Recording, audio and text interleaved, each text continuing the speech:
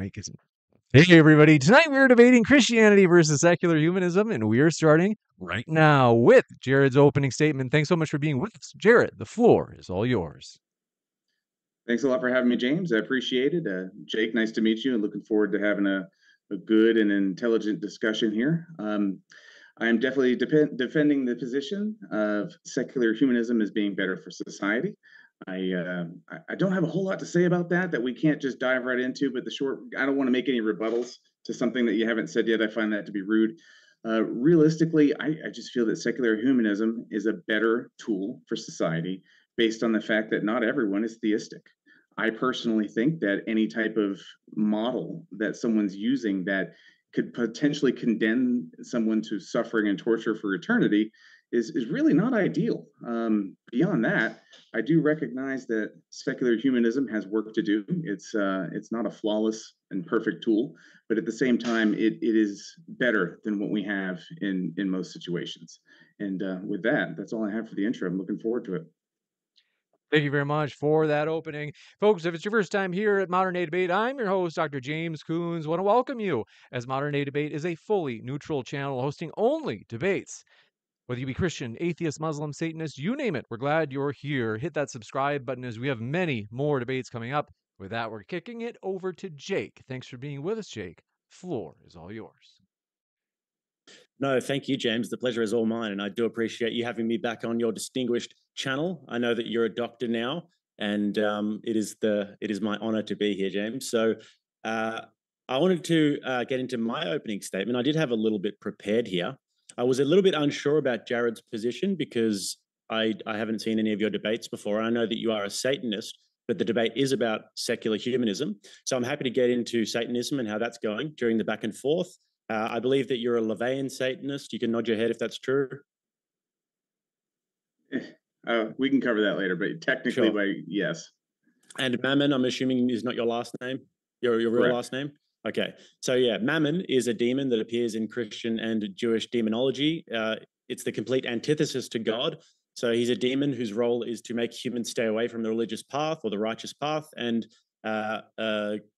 away from God and give themselves up to the vices of money and material possession. So that is basically who these people worship. So tonight's debate isn't about whether or not God exists or whether or not secular humanism is true. That's a discussion for another time. What's at stake here is a more practical question of what is better for society. Which worldview leads to greater human flourishing, stronger moral frameworks, and sustainable societal progress? The secular humanists, however, will often try and pivot to the Sky Daddy arguments, but that's really not a strong argument anyway. Let's begin by examining the twin foundations of secular humanism, that God does not exist and that human beings are the foundation of moral value. This is a bold position, and it's one that requires a strong justification.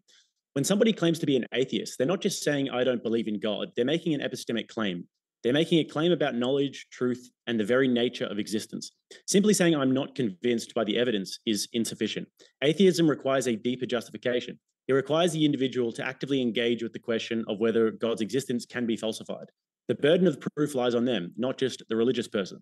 Now, secular humanism may try to sidestep the existential trap of nihilism by asserting that human life can still have meaning and purpose, even though we are accidental byproducts of blind evolutionary process in a vast indifferent universe. Despite the inevitability of human extinction and the heat death of the universe, where we will all be reduced to entropy, secular humanists argue that we can still create meaning in the here and now. But here's the problem. If God does not exist, secular humanism is bullshit. We are just random sacks of meat and random sacks of meat and goo. Secular humanism ultimately collapses under its own weight. Human dignity and moral worth become illusory. If we're merely biological accidents, then why does any of this matter? Alternatively, if God does exist and we are made in his image, then secular humanism is also bullshit. The very basis for human dignity and moral value is undermined because in a world without God, all those moral values become arbitrary and ultimately meaningless. But as I said, we're not debating the truth claims tonight. We're focused on what is better for society. And here's where things get tricky for secular humanists. So secular humanists often point to the science and cultural progress as proof of their worldview's superiority. But saying this is like saying I boiled the kettle today, therefore I am superior to Isaac Newton. The truth is that the very idea of rational and orderly universe, something that could be understood through reason and observation, originated from a Christian worldview. Christianity was pivotal in shaping Western thought. Thinkers like Isaac Newton and Johannes Kepler were devout Christians. They laid the groundwork for modern science.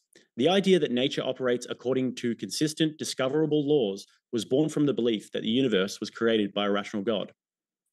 In addition, Western culture, including its art, philosophy, and institutions, is profoundly shaped by Christianity. The Renaissance, widely considered a cultural rebirth, was deeply influenced by Christian thought and patronage. Artists like Michelangelo, Leonardo da Vinci, and Raphael created masterpieces that explored Christian themes and reflected the Christian understanding of humanity and creation.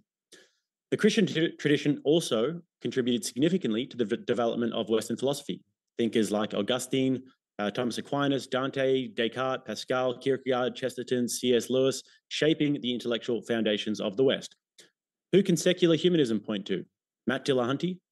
Christianity gives rise to the scientific method and modern universities. Institutions like Oxford, Cambridge, University of Paris were all founded by Christian institutions with the express goal of seeking knowledge and truth. Now, I could go on all day about the many positive contributions of Christianity to society, things like charity, the fact that Christians are statistically happier, less prone to offing themselves, the concept of inherent human dignity that led to the abolition of slavery. I could point to Christianity's role in ending barbaric rituals all around the world, like child sacrifice, and how Christian ethics elevated sexual morality and human rights. But there's simply not enough time for all of that tonight. The fact of the matter is that secular humanism is ultimately arbitrary. It has no justification for its very philosophical tenets, reason, ethics, or justice. Without God, these concepts lose their grounding. If we are nothing but accidents of nature, then what basis do the secular humanists have for their moral frameworks? They're essentially self-constructed, lacking any objective grounding. Secular humanism is ultimately short-sighted. It's obsessed with the individual autonomy and the freedom, but this comes at a cost. The very focus of individual rights and personal freedom has led to declining birth rates in secular societies. Secular humanists can't even reproduce themselves. Their worldview lacks the long-term vision necessary to ensure societal survival. This is a problem for any civilization, but especially for the ones that champion human rights and progress. So, when we're looking at what is better for society, we need a society to measure. Without values that transcend the individual and the short term, secular humanism is ultimately not equipped to even survive, let alone form anything that remotely rivals the achievements of Christian societies. With that, Thank you very much for that opening. We're going to jump into the open dialogue. I want to give you a couple of quick housekeeping reminders, folks. If you haven't yet, hit that like button. We appreciate your support of these debates. And with that, thank you very much, gentlemen. The floor is all yours. Yeah, I'd like to understand a little bit about your own view, if that's okay, Jared. So Sure, go right you ahead. say that you are a Satanist, but also a secular humanist. Can you please explain to me how those two things can be married? Satanism is a non-theistic religion. So I heard something earlier at the beginning. It sounded like you mentioned the worship of Mammon. We don't worship anything. We place ourselves at the center of our universe. We are our own figurative gods. Why do you call yourself all... Mammon then? If I can just interject, why do you call yourself Mammon if you don't worship Mammon? I had a career in finance. You were right about him being about the deity, the demon, as far as finance. So I had a career in finance, and I used it as an alias. But Mammon is the antithesis of God. Mammon is the rejection of the righteous path in terms of the Christian doctrine, and it's the submission to basically greed. That is what Mammon is. Well, I already like it, so I mean, you don't have to sell me. Yeah, I already like it. So. Explain that to me. Explain how you marry that with the secular humanist perspective. Well, my view is going to be a little bit different on that one. I'll give you a really quick chance to respond, Jared, because since the question was already asked, I want to give you a chance to answer. But I also do want to make sure that we go back to Christianity or secular humanism per se in terms of their effects for society. So go ahead, Jared. I think that this is important though, because we're looking at the actual foundation of his worldview in terms of how the Satanism and Mammon and secular humanism all merges together. It helps me to understand it. Well, they don't necessarily merge together. Not every secular humanist is going to agree with everything the way I do. That part is going to differ. So, gentlemen, I with just what want to James be sure. is saying, I would just Hold keep it on task. Well, I don't want to interrupt you, Jared, because I do want to give you a chance to. I know that you Do you feel like you had enough time to respond there? I don't mean to cut you off, Jared. No, no, it's fine. I just don't want this to turn into a debate on the nomenclature. I'll give you guys a little bit, like a couple more minutes to cover this, but then I do want to be sure we go to like the effects on society. So continue Sure, with this sure. topic for just a couple more minutes. Yeah, this is important though, because when you're looking at the idea of Satanism and Levian Satanism and the idea of mammon and what mammon represents versus secular humanism, what you're looking at is greed and lust and self-indulgence on one hand, and then secular humanists, they claim to want the greater good. They claim to want rationality, justice, etc. So I actually need to understand this for the debate moving forward. Well, Satanists want the exact same thing. We want rationality. We want all that as well. We just don't see greed necessarily as a bad thing. It can be, but greed is what motivates every economy. Keeping up with the Joneses is what inspires people to work harder. There's nothing wrong with that. Now, it can be a problem, absolutely. Lust, that's how the planet, the population grows. And it's frankly fun. As long as it's between consenting adults, who cares? You So think we that don't see lust that as is a bad thing. how the planet grows?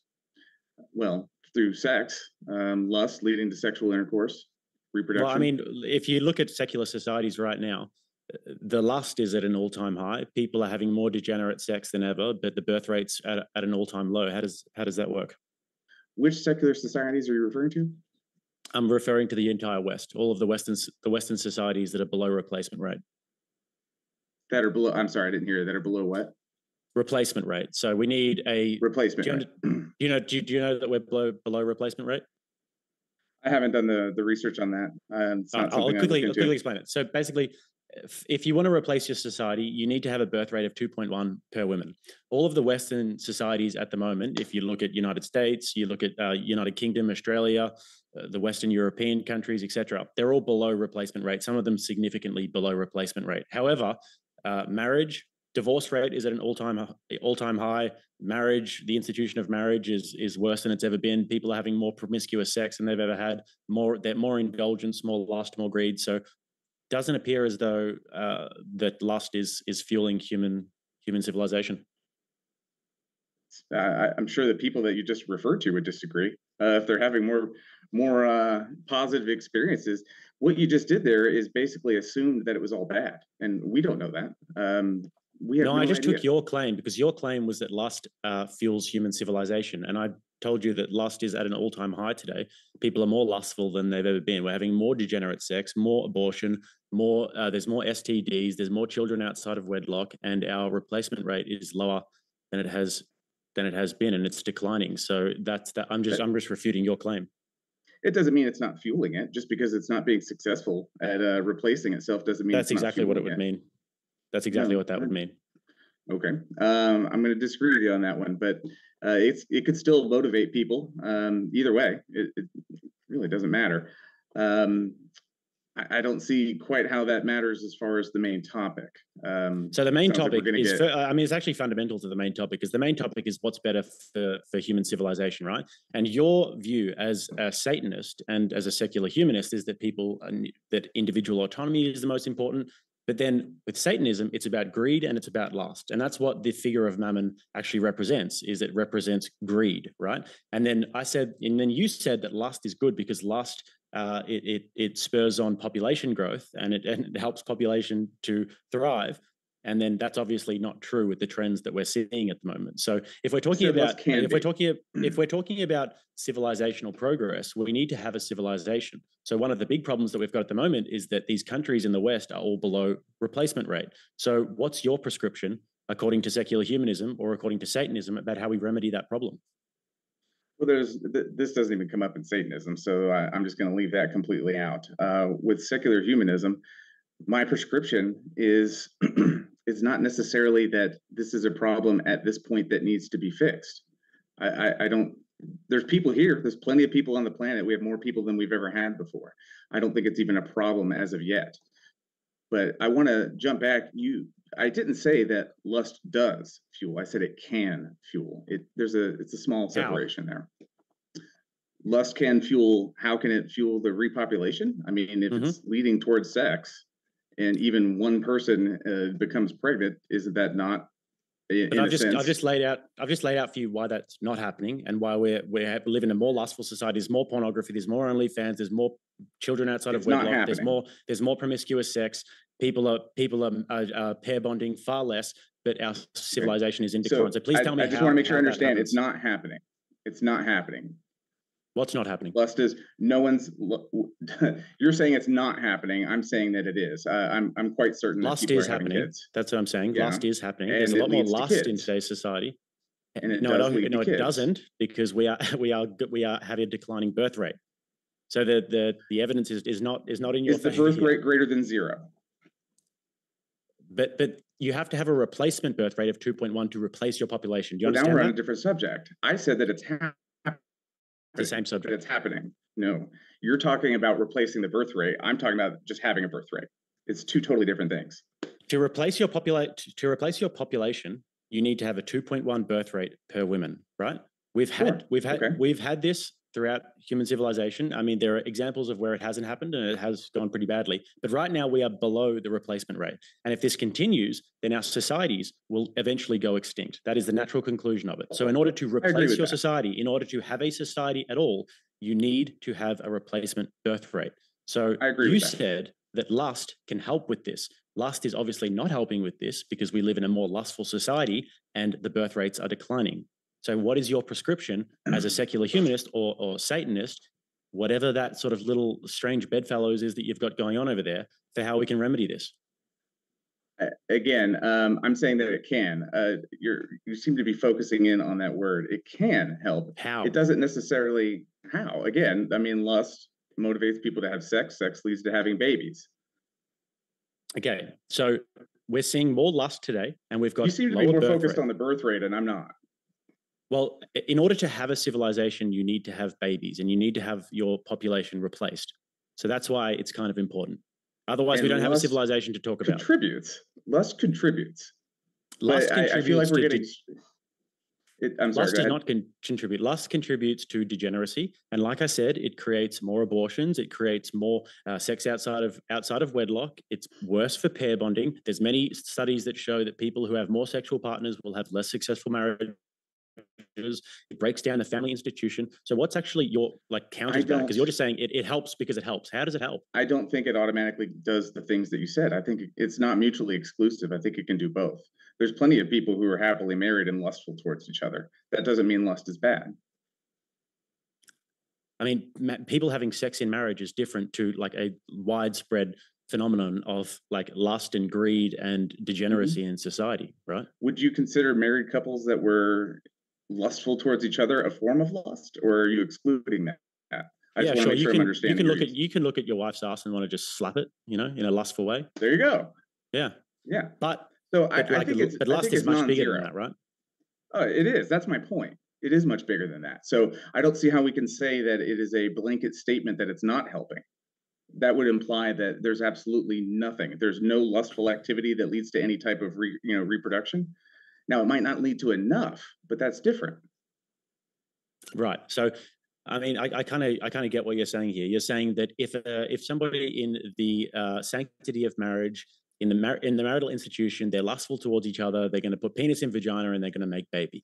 I understand that. And I think that it's okay to find your wife sexy and to want to have sex with her. However, if you look at lust and greed, because before you said, I'm sold on that, lust, greed, fantastic. If you look at that on a societal level as what should govern people's lives, the desire to want to just fulfill your own sort of internal void of lust and greed, then how does that help anything on the societal level? Like what does that actually achieve, and why is that good? Seems like there's a bit to unpack there. So how is lust and greed good? It's a tool. Tools can be used in multiple different ways. You could use these for absolutely horrible and atrocious things. You can also use them as inspiration. It's really up to the individual.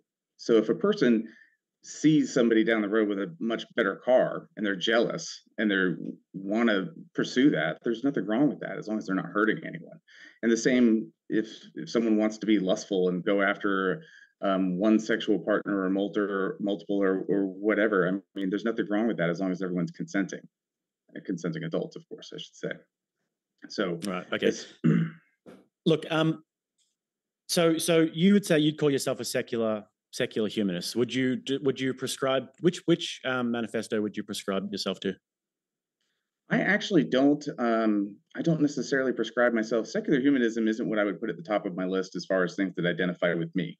I just think it's still a more defendable position than any theism, really any So type we of need to get some Christianity. definition of that. What do you think secular humanism is? Secular humanism, we're talking about humanistic focus, obviously secular, not having any type of connection with any religion, um, focusing on human needs as opposed to spiritual or anything of that nature. Have you read the Secular Humanist Manifesto? No. Well, this is a big problem because if you're talking about secular humanism and you want to debate secular humanism, then you should probably know what the fuck they actually say. I mean, secular humanism has 3 manifestos, and the manifestos all abrogate themselves. So you've got like an actual doctrine of secular humanism. But if you don't know that, then we actually can't really dive into secular humanist prescriptions from your view. You're just sort of making it up as you go. So it's arbitrary. I think it's arbitrary anyway. At the end of the day, it's going to be arbitrary anyway. I still, at the end of the day, don't think that no matter what the focus is or whatever hole you want to poke into secular humanism, it still doesn't promote Christianity as far as any type of benefit for society. The things you pointed out, I would attribute to individuals as opposed to the religion. I wouldn't say that any of the things that you pointed out in your intro were specifically responsible for Christianity. Those were things that individuals did. They just happened to be Christian. So we could poke holes at secular humanism, but we still haven't really promoted on how Christianity and why Christianity over anyone else, why Christianity over Buddhism or Islam or anything of that nature. What makes, and then what kind of Christianity? I mean, there's multiple different doctrines within the Christian faith. So which one, just so I can understand your point of view, what do you consider yourself? What kind of Christian? I think it's kind of irrelevant to the point because what we're looking at in the debate is we're looking at the effects of it on society. So we can look at Christian cultures, and some of them are Protestant, and some of them are Orthodox, and some of them are Catholic, and we can just sort of measure the effects on the society as compared to secular societies, for example. So are you I think taking really, all of them, like all of the Christians? Are you just lumping it all into one and basically calling that your team, so to speak? well, I think that in terms of the debate, it's important that we look at Christianity like the holistic aspect of Christianity. Because if you go to a place like Armenia, for example, they're going to be primarily Orthodox, but they're going to have big Catholic sects, etc. If you go to places like Western Europe, they're probably going to be Protestant, but they're going to have a lot of Catholics. So if we get into the minutiae of it, perhaps there is a debate to be had there. But I think that you have to kind of look at it holistically and the effect that Christianity, since the birth of the church, has had on culture. But one of the things I think is really important is for us to actually dive into like what is actually good. What is the good? That's an interesting topic. For me, good is that which benefits me and holds that which I value and esteem. Bad is that which harms me. Okay, so are you looking at it? Are you looking at it just from your own personal perspective, or are you looking at this from like a societal perspective and what's better for society? Now, in that case, I do look at it as both. I believe rational self-interest is better than any type of theism. Rational self-interest is what's going to prevent someone from flying planes into a building, things of that nature. You've never seen anyone strap a bomb to their chest to do it for themselves. That's just not going to happen. I think rational self-interest and egoism is far superior to any of that. I would argue that one of the flaws of secular humanism is doesn't have enough of it. I don't think you really know what secular humanism is, though. That's the problem. Okay. Yeah, I mean, you're debating from the perspective of apparently of secular humanism, but you're a Satanist, and you have to understand that those two things aren't really compatible. Because Satanism is looking at lust and greed and self-interest and self-desire as the foremost. It's like, I'm going to do whatever basically gets my rocks off. Whereas secular humanism is giving descriptive claims about rationality and justice and it's talking more about societal implications of these things. You're right. There is difference there. And I do lean far more towards the Satanist side. It's not whatever gets my rocks off, though. That's a weird generalization. But yes, as far as the secular humanism is concerned, I do lean more towards Satanism. That's why I said in my intro that I don't think secular humanism is perfect. That was the choice of topics that I had to pick, and that's the one I went with. But personally, I do think that rational self-interest, egoism, all of that, Satanism, works better for me, I would say, but I don't think it works better for society as a whole. Not everyone should be a Satanist. That would be ridiculous. Okay, so you're saying that Satanism, and I think we have to sort of tie it into secular humanism, but your perspective on this debate doesn't work for society. Repeat that. I'm sorry. So you're saying that your perspective, the worldview that you're arguing from, which is this little sort of marriage of Satanism and secular humanism, that doesn't work on a societal level. No, what I'm saying is that Satanism doesn't work on a societal level. That wouldn't be, you wouldn't want to see the entire society, everyone being a Satanist. That if it was, I would stop doing it myself. That's too much of a form of collectivism and herd mentality. We absolutely would not want anything to do with that. I put the same type of herd mentality on theism, any and all theism, for the same reasons.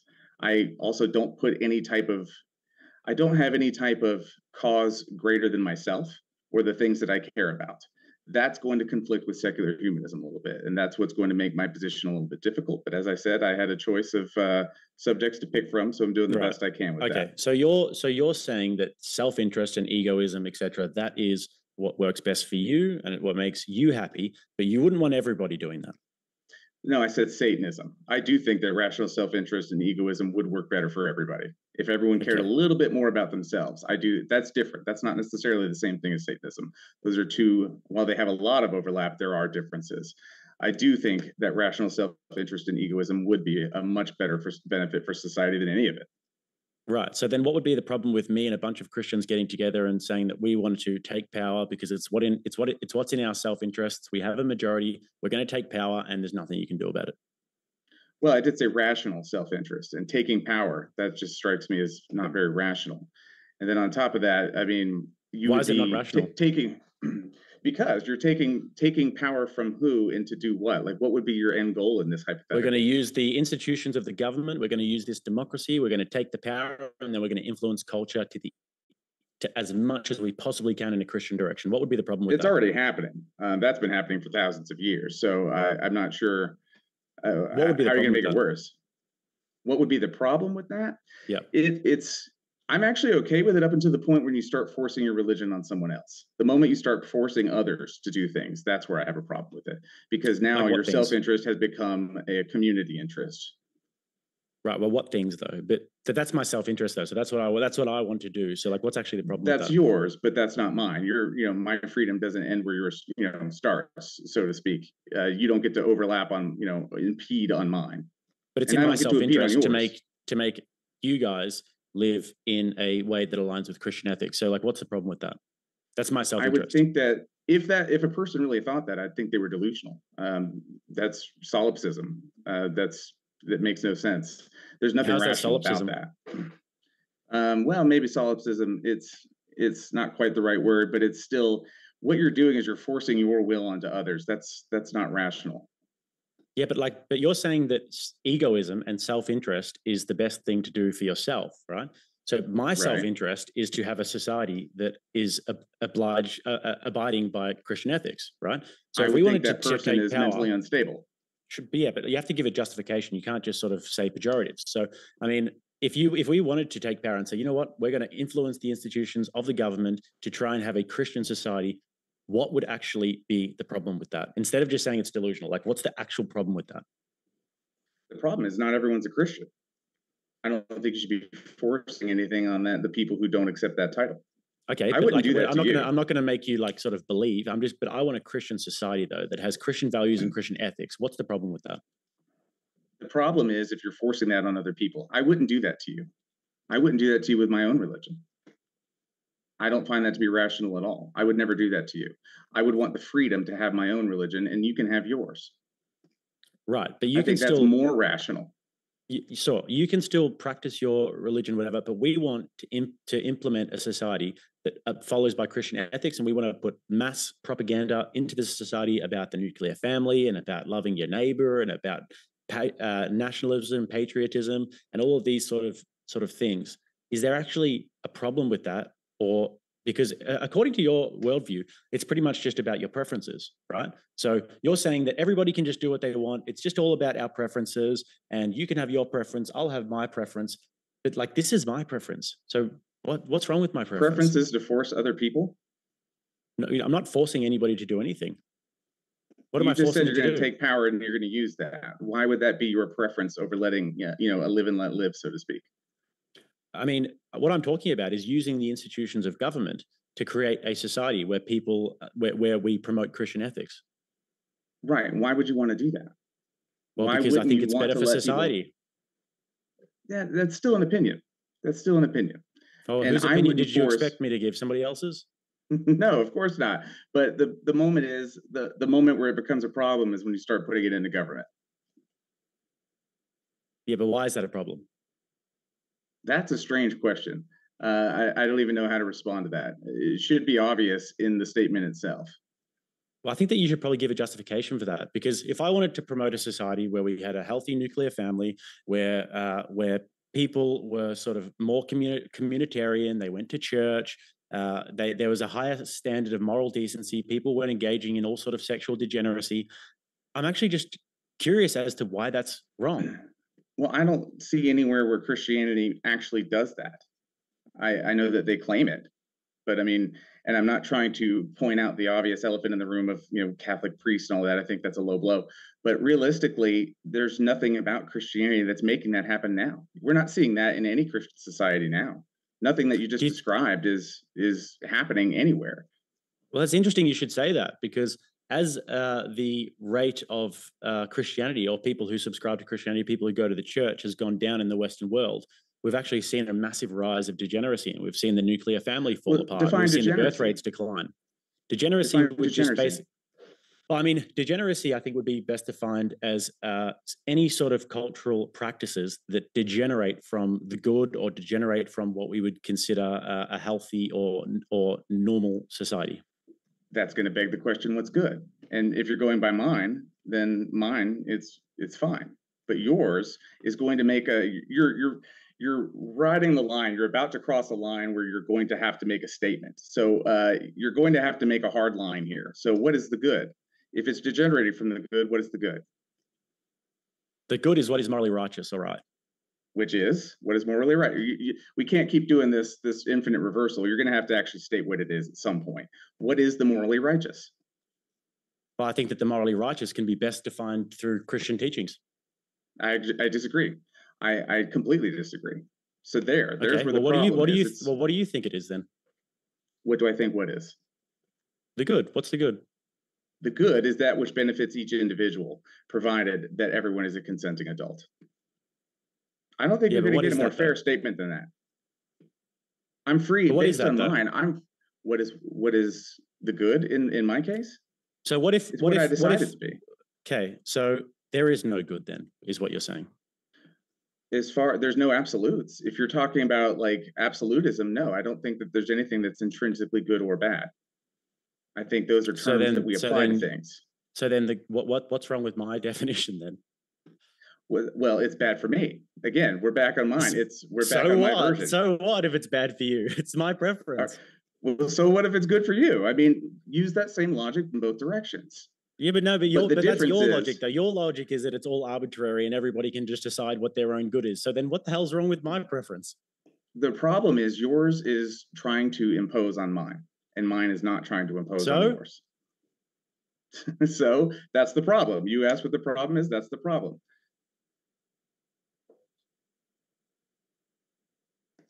Pardon, I was still on mute.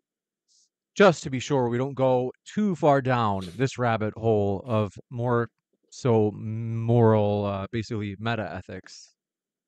I think it's G.E. Moore. This is a challenge for, like, in philosophy, for virtually every moral theory, or even just on a meta, like a broader level, moral semantics of like what is the good.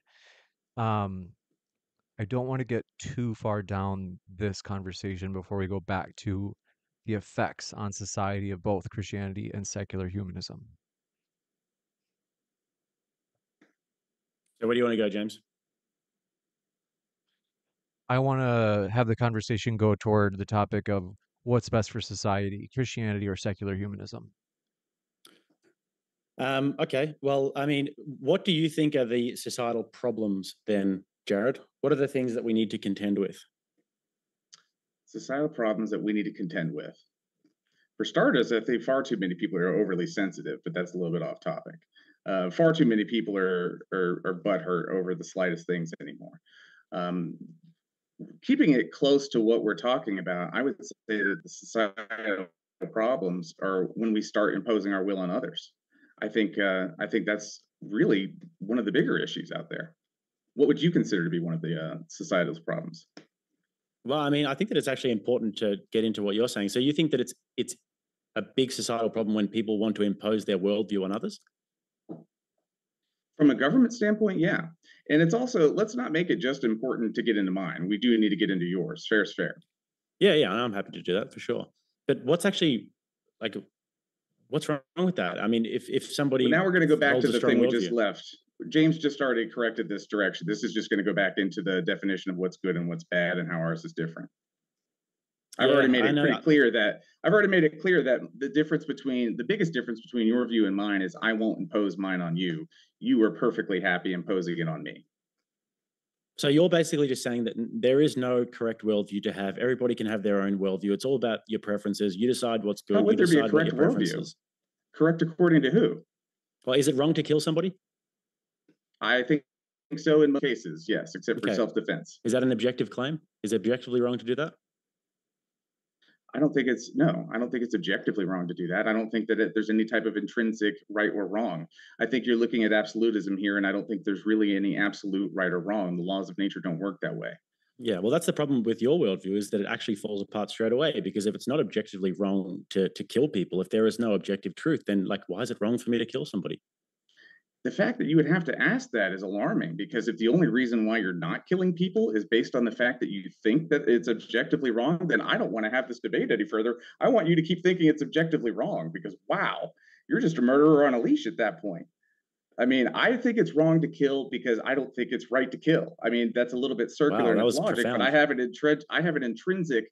have an intrinsic moral compass. My moral compass does not come from anywhere else. It comes from me. And then I don't see anything right about killing anyone. I don't need to be told that from any type of an external source. Okay, let me tell you about this little island off of the coast of a place called Papua New Guinea. They're called the Cum Warriors. And basically the way that this little like cordoned off society works is that the warriors of the tribe will take the little boys at the age of about 7 or so, and they'll inseminate them with semen. They'll put semen in their mouth, and they believe that that makes them a warrior. To have the semen of a warrior makes the little boys a good warrior. So the little boys are all for it because they think, fantastic, we're going to become amazing warriors. Can you tell me what's wrong with that? Well, I disagree with all of that as far as I don't call any of that right. As I've mentioned a few times already, I think everyone needs to be consenting adults. Okay, but what's actually wrong with that though? Because they're all happy about it, and they're all cool with it. So what's the problem? What's the problem? I mean, Yeah, we're getting back into this whole my definition of right and wrong. it I'm is a telling debate. you that So I have yeah, but I mean, we just keep hitting the same point over and over again, and I thought it was pretty clear. I am first and foremost, everyone has to be consenting adults, regardless of what we're doing here. And two, okay, my sense of right and wrong comes from me, and it doesn't come from any external source. It's not the Bible. It's not God. It's not the whatever have you. I think that what you just described, what those people on the island are doing, is wrong. But can I say okay. that that is objectively wrong? No, I don't think there's objective right or wrong. So you wouldn't stop them from doing it? If they were around me, yeah, I would. If I So was you'd in impose my your worldview on neighborhood, them? So you'd impose your worldview on them? if it was around me and the people that I care about, yeah, I absolutely would, because that Okay, so would you'd impose your violate. worldview on them. In defense, absolutely. Okay. Anything you got for me? Why would you say that Christianity has so much more success, but you overlook all the tons and tons of bad? Do you at least acknowledge that there was bad? What do you mean by that was bad? There we go. I was waiting for you to say that. So I bad. mean, we have all to right, clear up. If let's you get want to on say to something, terms. we have What would you to consider clear it bad? up. So Fair enough. What do you consider to be bad? You said that. You said it was bad. So tell me what you mean, and I'll tell you if I think that there was bad.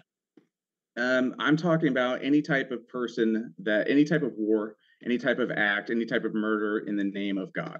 Whether the person believed it to be true, whether they were just using an excuse, whatever, what have you. But any type of, let's just say a broken law a broken law in the United States, just to have some sort of common ground. Would you consider that? Do you even recognize those? Because I mean, in your intro you've talked you gave a list of all these things that are good, but you didn't seem to think that there are anything that's negative happening within Christianity. Is that the case? Yeah. No, I definitely can see that there are Christians who have done bad things, definitely. Okay, so we agree then. It's not so much there's people. It gets down to the individual. Some people will use the thing, and it might have a better benefit on society, and sometimes it won't. Obviously, I'm willing to bet we both agree that flying planes into the Twin Towers not a good thing for society.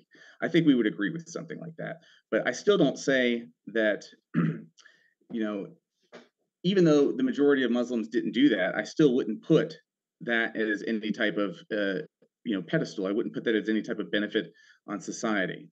I wouldn't do that for Christianity. I wouldn't do that for really any theism. Yeah, because at the we're end not really of the day, debating still Islam though. So in terms of Christianity, agreed. You'd have to give me examples of how that's happening in the modern world with Christianity.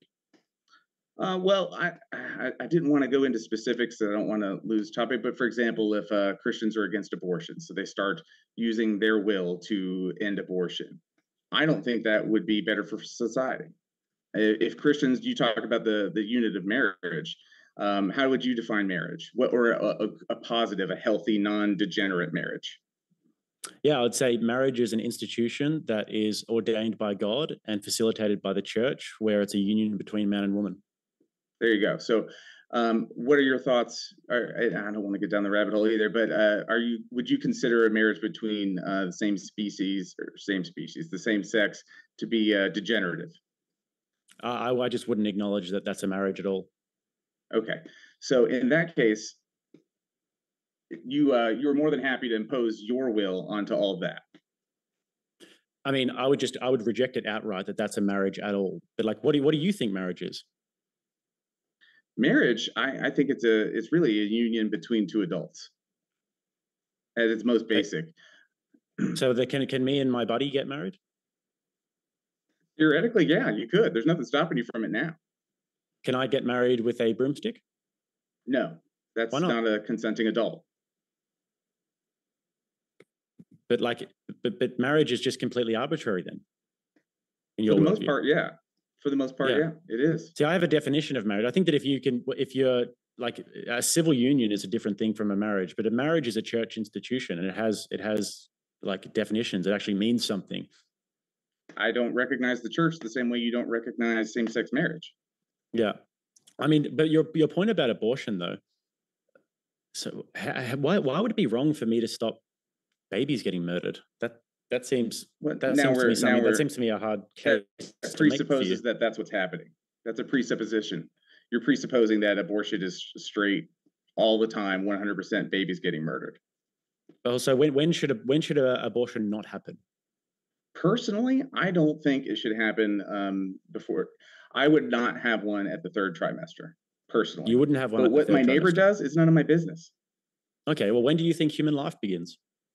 I believe human life begins at birth. The Bible actually supports that too, but most Christians don't realize that. No, the Bible actually says that God knew you before you even existed. But it's not referring to when your life began. That's correct. It does say that, but that's not referring to when your life began. Not at all. So, but even if we just look at this purely from the rational scientific perspective or the secular humanist perspective, when do you think that scientists believe that life begins? That's too broad of a statement. They can have just as many disagreements as anyone else. There's no. So we're not looking at scientific consensus. I mean, if you look at scientific consensus, they're going to tell you, and there's been like extensive studies done with biologists who will say that life begins at conception, the moment that the egg is fertilized. So your original if that question, is a human life, did you not believe that? Do you not believe that basically the day before a baby is born, when it's still in the womb, you don't think that that's a human being? You asked me what scientists think, and then you referred to consensus. Consensus is going to apply that there's differences. We can't ask me what all scientists think and then ask about consensus, because scientists don't all agree on that. You could find a scientist that'll say one thing and a scientist that says another. Yeah, you can. But generally with science, you test it, you have an observation and a hypothesis, you test it. It's a scientific method, and when it comes to life and when it comes to biology, it's a pretty established field of science. So, do you take issue with the fact that scientists believe that babies in the womb are human beings, that life has begun? That seems like a little bit of a different question. So no, I don't take issue with them being human beings. I mean, it's not a horse, so So it is a human certainly being. not. Yeah, well, of course, a fetus is a human being. What we're talking about is where life begins, and I Okay, don't but you think just life admitted begins. that a fetus is a human being. Your whole Of worldview was course, based upon consent. So that's the baby isn't consenting to being murdered. So how's that right? the baby can't consent to anything. That's the Exactly. nonsensical statement. Even the Christian Bible says otherwise. The Christian Bible talks about life beginning at birth. That's when God breathed life into you. That's what the miracle of birth is. You were But on just the a shell. question, You're though, dust and clay. you just So admitted to even your that it's a worldview human doesn't agree being. with what you just said. But you just admitted to it being a human being. So if a baby is a Well, it's human not a being, and snake. you've just admitted to that, and your whole worldview is based around people consenting, the baby hasn't consented to being It's murdered. impossible So for a then baby how's to it wrong? consent. So then how's it wrong for me as a Christian to want to actually come in and say, no, you can't kill this baby? How's that wrong? There's nothing wrong with you wanting to come in and say that. There's something wrong with you stopping Okay, other there's people. nothing wrong with it. There's nothing wrong with you wanting to come in and say that. Say it all you want, but it's none of your business. But you just said that you would come in and stop the children from being molested, basically. You If said you this would was on stop my that. street in my front yard, I absolutely would. If it was in Okay, Papua New well, Guinea, I wouldn't. It's none of my, okay. I So now wouldn't. it's about where it is. What if it's Absolutely. in the street next to you? In the United States, yeah, I Yeah. would. If it's in the United States at all. Any type of child molestation, if I could, Yep. yeah, I would absolutely help out. Okay, so then that's just completely destroys your logic, because I would want to do the same thing in my country with abortion. I'd want to stop kids from getting murdered. Well, you're talking about want to. No. You can't jump from what would I do to want to. That's two different topics. You just said you You're would stop asking them. me, I would stop someone from being molested in the public street next I'd to me. stop That has people from nothing to killing do with babies. abortion. That's I'd stop people that's from apples and killing oranges. babies. It's just Apples your and logic, oranges. man. You're saying that you want to protect children from this sort of thing I happening. didn't say I'm that. saying I want to protect children from being murdered. So you said you'd You're stop it. putting a I lot said of I'd words stop in it. my mouth. I didn't say that. Can you see the difference between abortion and a child molestation? Yeah, I can understand that one of Okay. them is murdering a child and one of them is molesting a child, but Okay, so equally, the let's logic pick equally one. applies. I don't think so. Let's pick one and stick to it, because the fact that I'm telling you I would stop a child molestation from happening on a sidewalk has nothing to do with my thoughts on abortion. You can't Okay, so combine if you those two. saw the That's two child, different things. then if you saw the child being murdered, would you stop it? A child, as in a born child, yeah, I would. Yep. A Okay. born child, I absolutely would. So then If I saw an we abortion are in the happening on same the camp. sidewalk, I would have some questions there. So you wouldn't stop that? I would have more concerns about the fact that there's an abortion clinic on the sidewalk. Yeah, right. I mean, it's just that's a your little bit of logic, man. a crazy example. You've just said that they're human beings. Obviously, they're children, they're human beings. I've said that I would stop that, and you said that you would stop that as well, them being killed. So there really is no distinction. Stop that? Well, I can't. I don't really Have have you the done? manpower. You said you'd stop it. Have you done it? If I had the institutional power, I would absolutely stop that. So now there's an if. Yeah, there wasn't one. I didn't get to have an if. You do. Well, but I said, would you stop that? I didn't say, have you stopped that? I said, okay, would you stop that? Yeah, absolutely. In Papua New Guinea, you would go right up there and just stop it. Yep. Okay. I think we're back to the whole you want to impose your will and I don't. I think what they were doing I actually do want to stop people from inseminating children. Strike me down. I'm not thrilled about it at all. Don't misunderstand what I'm saying for support of what they're doing. I think that's disgusting, to be quite honest. But at the same time, I'm not enforcing my will on anyone. But it's their will, and they're all happy to do it. So I don't really understand why you even have a problem with it. Fine, okay, then you're happy. Okay, well then you're happy to. That's not your problem. Then you're happy to have that. I'm not. I would stop that. No, this is what Christians have done throughout history, and that Christians have done this throughout the entire world. I didn't say I was happy to have it. I'm just being realistic. I'm not flying to Papua New Guinea to go stop this. If it's across the street leave them from me, alone. that's different. They're actualizing. Leave them alone. Yeah, But no. here's You're going to tell you're not. I'm not flying to Papua New Guinea. Neither are you. That's just absurd. If it's happening across the street from me, yeah, that's totally different. And if you can't see the difference between that, then that's a yeah, well, little it's just strange. it's meant to test your logic. It's not meant to be a claim about what you're actually Right, but going your to do in scenarios are material apples and reality. oranges. Your scenarios are apples and oranges. It's Even actually if we were to the narrow logic. it down. The logic actually is pretty it's just designed to test your logic. If you're willing to You do have too one many thing, you should be willing variables. to do the other thing. You But have too Christians many have done this variables. throughout history, and this is why Christianity is a better worldview for humanity than you guys, because you guys actually wouldn't have really a reason to stop that sort of thing. Whereas Christians have Yeah. gone around the world and through ministry, they've stopped all sorts of barbaric practices like child sacrifice. They went to India and they stopped all of these sort of pagan rituals of the wife of the sati, where the wife jumps into the fire when the husband's body's being burned. They've done this throughout But now history. we're So back to you. You're claiming all the good that individual Christians did, but you're still not acknowledging the bad. I mean, come on. There's no way you think that Christianity is a flawless moral compass right now in the world. There's no way. yeah, no, I think that human beings are definitely flawed. But the problem that you've got here is that you So you just said, jump from Christianity to human hold on a beings. second, wait a second. I just said to you, what are the sort of things that are happening today in society based upon Christianity that are negative for society? And you said to me, abortion. We went through that. Just your logic was dismantled there. And I can't remember. I You said didn't something. say You said Christians something caused the else. abortion. But I didn't say you said that. You That's what it said sounded that like. it was wrong that Christians stop abortion, and then we walked through that logic tree. Okay, yeah, I do think it's wrong that Christians stop abortion. Okay, well, I mean, we can Yeah, relitigate this I if you mean, want. no, we don't need to go back into it again. At the end of the day, every time we start to talk about something, you expand your lasso, so to speak, to include a wider variety of things rather than just staying on topic. For example, if we're going to talk about abortion, we don't really get to jump into Papua New Guinea. I mean, that's a bit strange. And if we're going to talk about child molestation, again, not happening. It's different in Papua New Guinea versus happening across the street from here. At the end of the day, Christianity isn't making the world better. Individual Christians might be, but individual Christians might be making the world worse.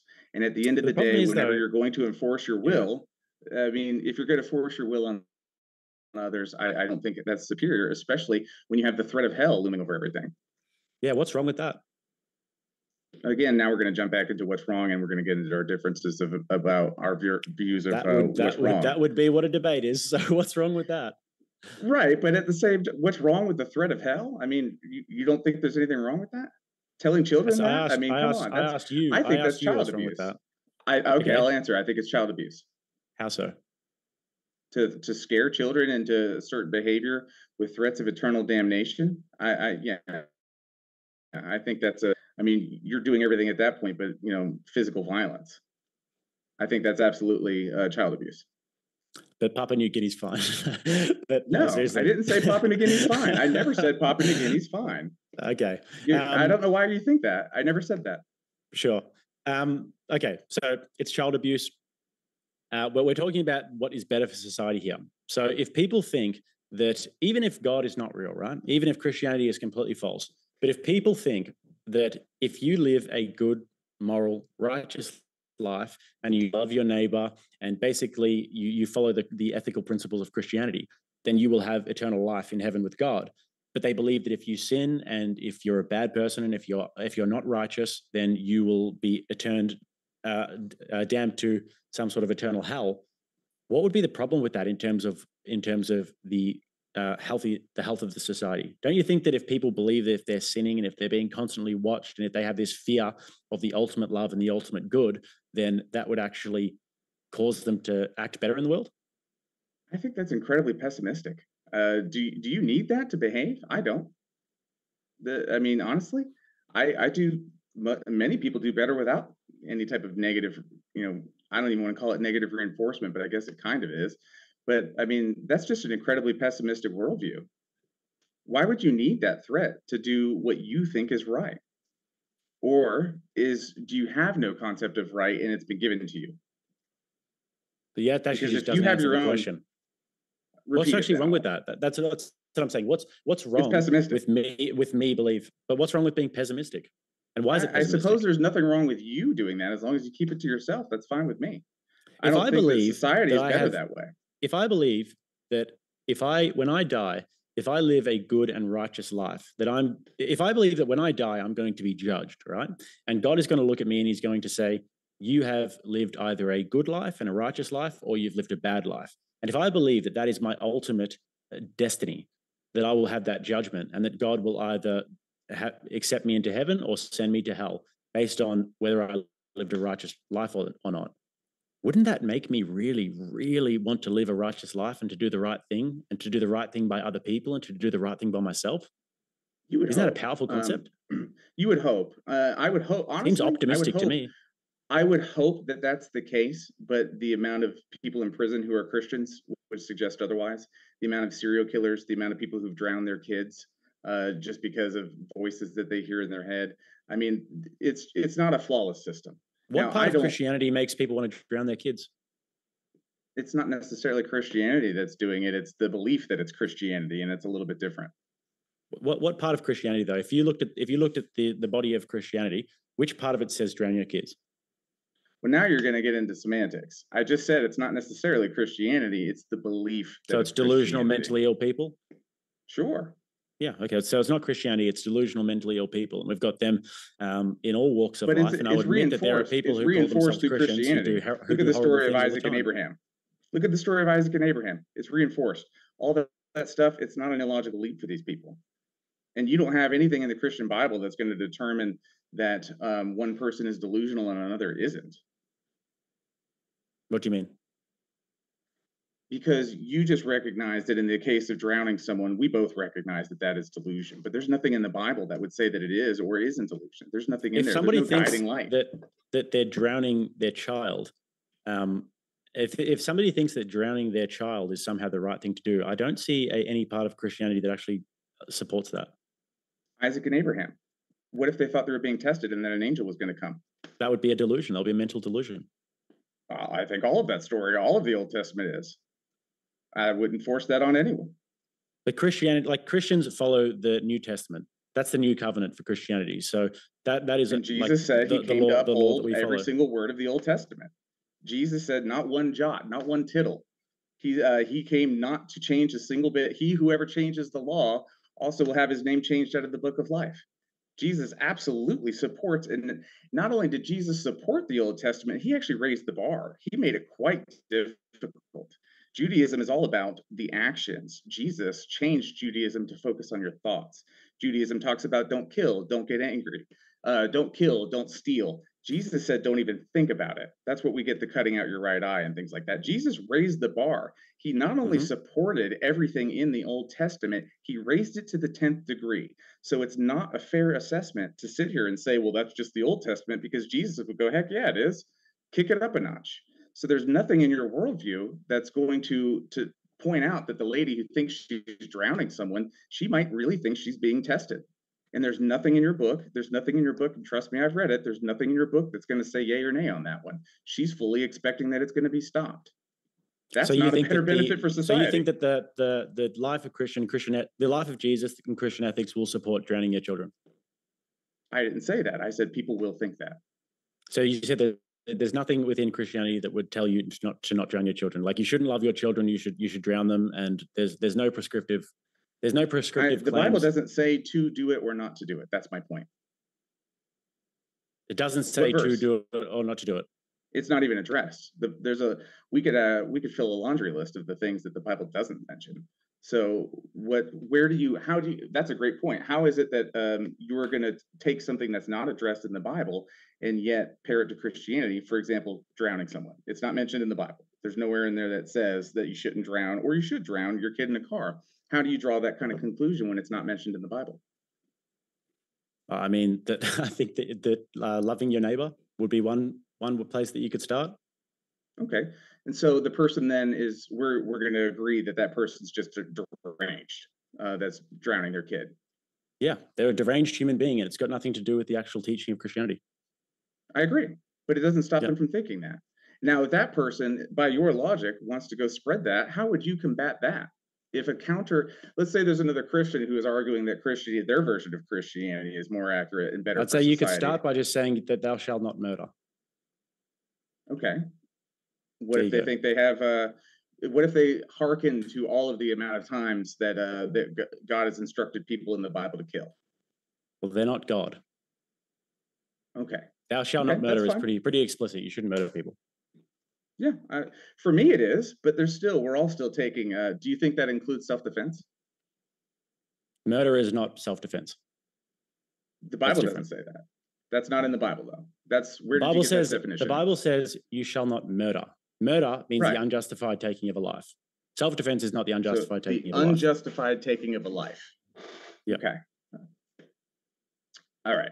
I don't want to go down that rabbit hole, but no, realistically, the Bible supports taking unjustified taking of lives countless times. It's all, especially, it is particularly the Old Testament. I'll give you that one, but it's there countless amount of times. I mean, the firstborn of Egypt, we could talk about that. The walls of Jericho, it's there. So, Anyways, I mean, I understand that we can go down the rabbit hole with this one, but what we're talking about is how it actually materially affects the world today. So where are these Christian societies where people are being murdered, and where are these Christian societies where all of these horrible things are happening? I don't think there are any quote unquote Christian societies. I don't think there's any secular societies. I think there are societies that have a mixture of different types of people and they conflict. Okay, so you don't think that the foundation of Western culture would be born out of the Christian worldview? The foundation of Western culture, and I'm not trying to be pedantic here. Do you mean specifically the United States, or are you talking about all of Europe, or what do you mean? Yeah, well, you can actually say both of them because the United States came from Europe. Yeah, I don't think it is the founding. See, that's a complicated question. I don't think it is necessarily based on Christianity, but it's absolutely fair to say that Christianity was involved. I think one of the things I can't stand atheists doing is trying to completely separate the two. While I don't think the United States is a Christian nation, it is impossible to say that Christianity didn't have an impact on it. So I promise I'm not trying to be pedantic. It's just that your question is, I think it's either too vague or it's too specific. I can't quite tell. It's just too big of a topic. I would need something more specific, I guess. Well, what are all what are do you believe that people have human rights? Do I believe that people have human rights? Yeah. Do you believe that human rights exist? I believe that we have rights that we have granted ourselves in society, but I don't think that anywhere in nature has any type of real intrinsic or objective right. And how about the Constitution of the United States? Do you support That's the something that Constitution? obviously didn't happen in nature. That's something that we added because there was a gap. Right. Nature And you didn't believe cover it all. in the So Constitution? It's a good thing? parts of it needed to be changed. It absolutely wasn't right the first time. I'm glad that the bill of the amendments happened and we ended slavery. That should have been in there in the first place. So I think it's a fluid concept. Yeah. Well, I mean, the founding fathers, these were Christian men for the most part. Not all of them, but yeah, many of them were. Not but all not of them, all but yeah, a lot of them were. And they said that we believe in these rights to be inalienable, endowed by our Creator. Yeah, and Created. Thomas They're not talking Jefferson. about Veshiva. They're not Yeah, talking Thomas about Jefferson. Allah. You know, Thomas Jefferson, Thomas Paine. I mean, just as equally talked about how it's not a Christian nation. So again, we're talking about individuals. You don't, to be honest, it's a bad example because neither of our sides get to claim that one because they were mixed. They weren't completely Christian and they certainly weren't all, atheist. So it's really just a bad example because neither of us get to pull a win out of that one, or we both do, which makes it irrelevant either way. Well, I mean, the idea of the separation of church and state, though, that's something that comes from Christianity. Where else does that happen? It does. It does. Do you remember when? No. The first time that Christianity ever argued, the Christians are the very first people to argue for the separation of church and state, and it lasted right up until they got into power. But the very first time in human history that anyone argued for the separation of church and state was in the 4th century. It was right before Constantine had his conversion, and then they were the very first time anyone ever asked because the Christians were being persecuted. So once they got into power, of course, they didn't separate church and state very well, but they are. I'll give Christianity that one. They are the very first people to ever ask for separation of church and state. Okay, cool. Well, that's a good thing that Christianity's done. Good for society. It is. It is. I don't think that Christianity. See, I don't want to get into the idea that Christianity is all bad. I don't think in false dichotomies like that. I think that there are plenty. Most of my friends are Christian. I don't really have a problem with people being Christian. My problem is when you force it on others. What would be the That's problem always with going to be my. your if you have like lots of Christian friends, what would be the problem with them being in charge? It's there's nothing wrong with a person being in charge who happens to be Christian. Yeah, but because obviously if somebody's in charge, they're going to be imposing their will in some way or another. That's just the way that power works. So what The would be founding wrong fathers didn't do with that. all of your friends? Well, they did. They wrote a constitution and they wrote a bill of rights, and this was Yeah, but they didn't they all make came up with Christianity it. the national religion. Yeah, I mean, but still, they did impose their own Your logic falls worldviews. apart right there. Your logic falls How? apart right there because the founding fathers didn't do what you're saying. What is the Constitution? The Constitution, the Bill of Rights, are basically how the nation should be governed. So that would be imposing. And it never at any point says that it should be a Christian nation. Not once. Yeah. So that's still a worldview. So why would you even bring it up? If anything, that's more towards my side. Well, is the Constitution, does it not give prescriptive claims about how the country should be governed? It does, but in none of I never said that the Constitution is a strictly Christian document. You've just completely made that up. I don't think that you said that. We were just talking about the fact that people will impose their worldview and their will if they are in power, and that's exactly what they did. Do you think that the Constitution and the Bill of Rights and all of that, imposed Christianity on anyone? I never said that. I'm asking you. No. Of course they didn't. That's a good thing for secular humanists right there. But I never said they did. So you're arguing with a straw man. I mean, I never said they did. All we were talking about is the fact that when people have power. I said all I was talking about was the fact that when people have power, they're going to impose their worldview. And then you brought up the Constitution. And I said, well, they wrote a Constitution, and the Constitution gives prescriptive claims of how the nation should be governed. So they did exactly what I said. Yeah, but they didn't do it with Christianity. I never said they did. Right. But that's not helpful for your case, because that's not suggesting anywhere that Christianity is better for society. The founding fathers didn't think so. Listen. I never said that the Constitution and the founding fathers imposed Christianity. All we were talking about is the dynamics of power, right? So when people have power, they're going to impose their worldview and they're going to make prescriptive claims about how society should be governed. That's what I was saying. And then you brought up the founding fathers, and all I said, because you said that they didn't impose their worldview, which they did, because they wrote a constitution, and that gives prescriptive claims about how the nation should be governed. If I gave you the impression that I'm saying they didn't impose their worldview, then that was a mistake on my part. I'm saying that they didn't impose Christianity. And if you're not saying that they did, fair enough. Yeah, okay. But yeah, I mean, we can get into some more stuff if you like. I mean, I think we've sort of beat this dead horse for a little while. This horse is well and truly deceased. So some of the things that I have a problem with secular humanism about in particular is the fact that they have a normative authority, but they don't necessarily have prescriptions for some of society's ills and for some of society's problems, right? So secular humanists, secular humanists, they have their manifestos, which you're not aware of. The Manifesto 3 abrogates the other manifestos, and but it's all just basically descriptive claims. They just describe how they think that reality is, but they don't give any actual prescriptions. So you feel they're vague platitudes. Yeah, well, they're just descriptions, is what they are. They're not actually giving any prescriptions. Okay. Right. So, I mean, if you don't, but we have many divisive issues in society that actually require prescriptions, right? So how does, on a society, I know you only talk about yourself and like what makes you sort of happy, but don't you think that it's important to have some sort of societal prescription so that things don't completely degenerate? I do. Yeah. So what about things like child transition, for example? Child transition. We're talking about transgender here. Yeah. I think you need to be an adult. I just personally think that I'm going to stick with consenting adult. Now, there's not there's just no, we have to draw a line. We have to draw a line somewhere. Unfortunately, the United States has drawn it at the age of adulthood. I think you should be an adult. And euthanasia? Euthanasia, I think if the burden of life has become to a point where it's too great, then yeah, absolutely, you should have the right to end your own life.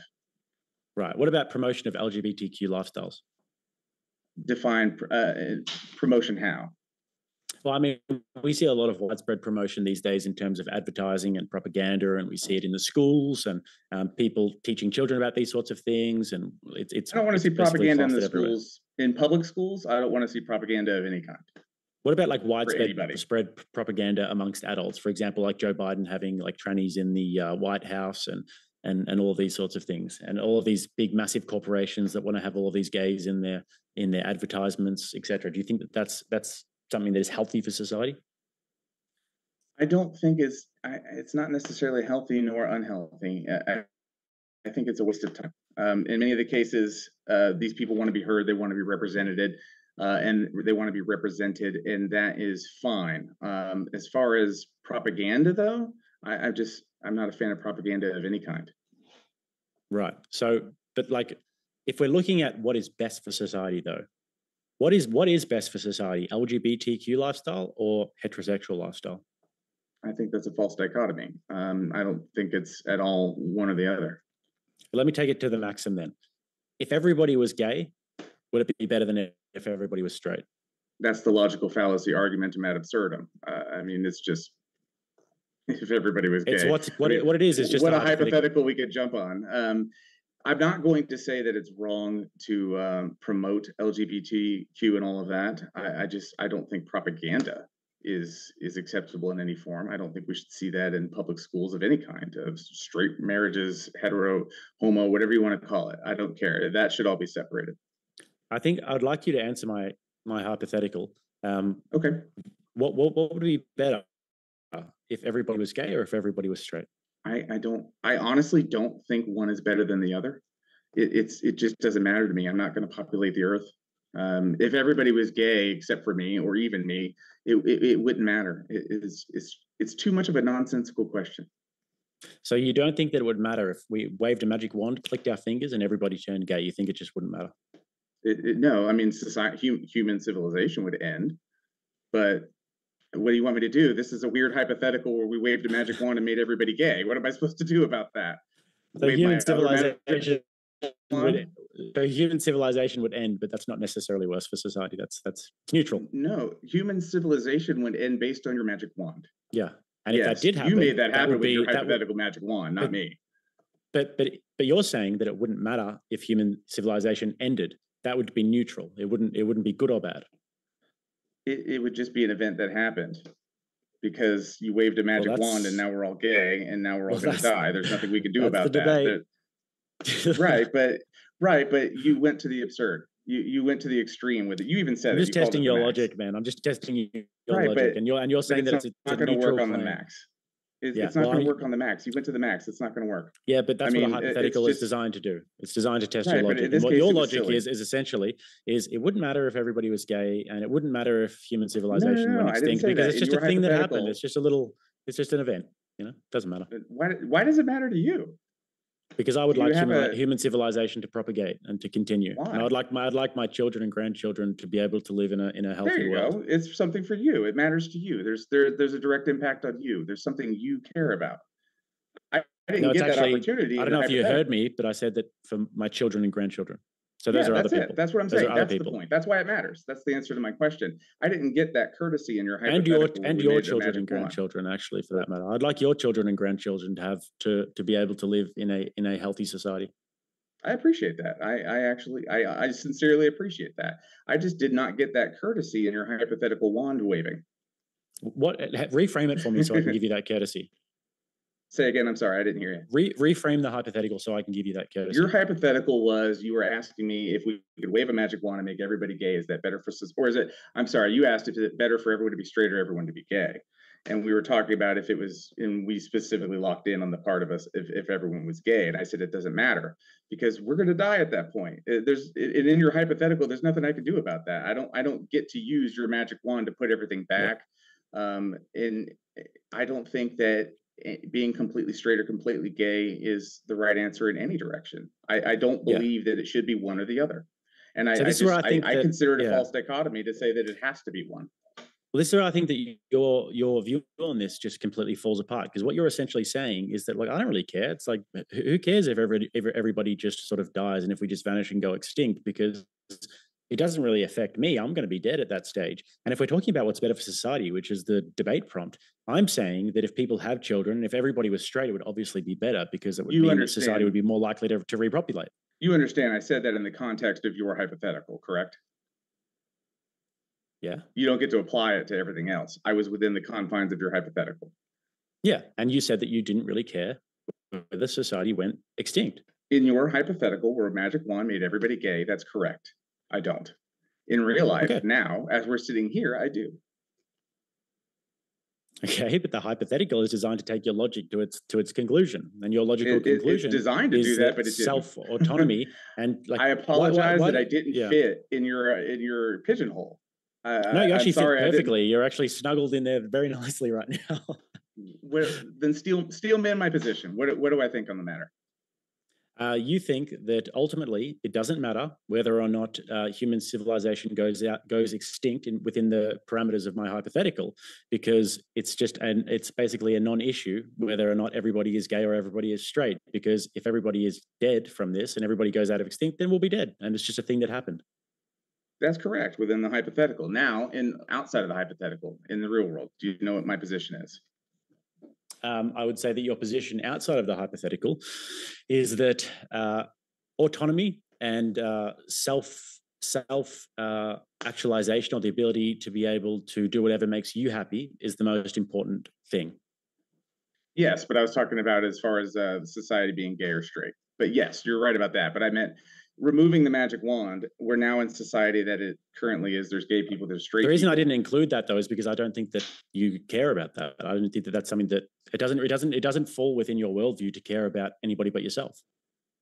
Not necessarily the case. I do care about that. I have people that I value that are straight, and some are on the LGBTQ side of sexuality. I do care about them, and that matters to me. Their well-being matters to me.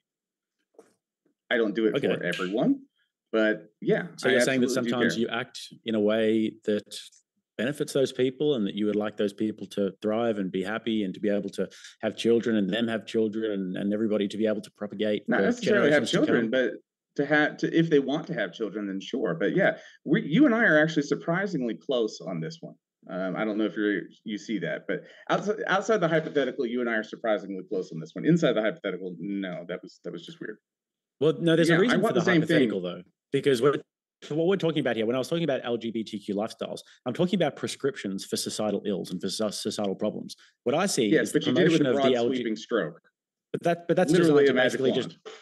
it's a hypothetical, and that's what it's designed to do. But basically, what I'm saying is that the promotion of LGBTQ lifestyles and these things is actually a big problem in society, because the more that people adopt this lifestyle, the less that they're going to have children, the more that the family is going to fall apart, the lower the birth rate's going to get, the more of the STIs there's going to be. I see that as big problems. I think that we need to have actual societal prescriptions to remedy those problems.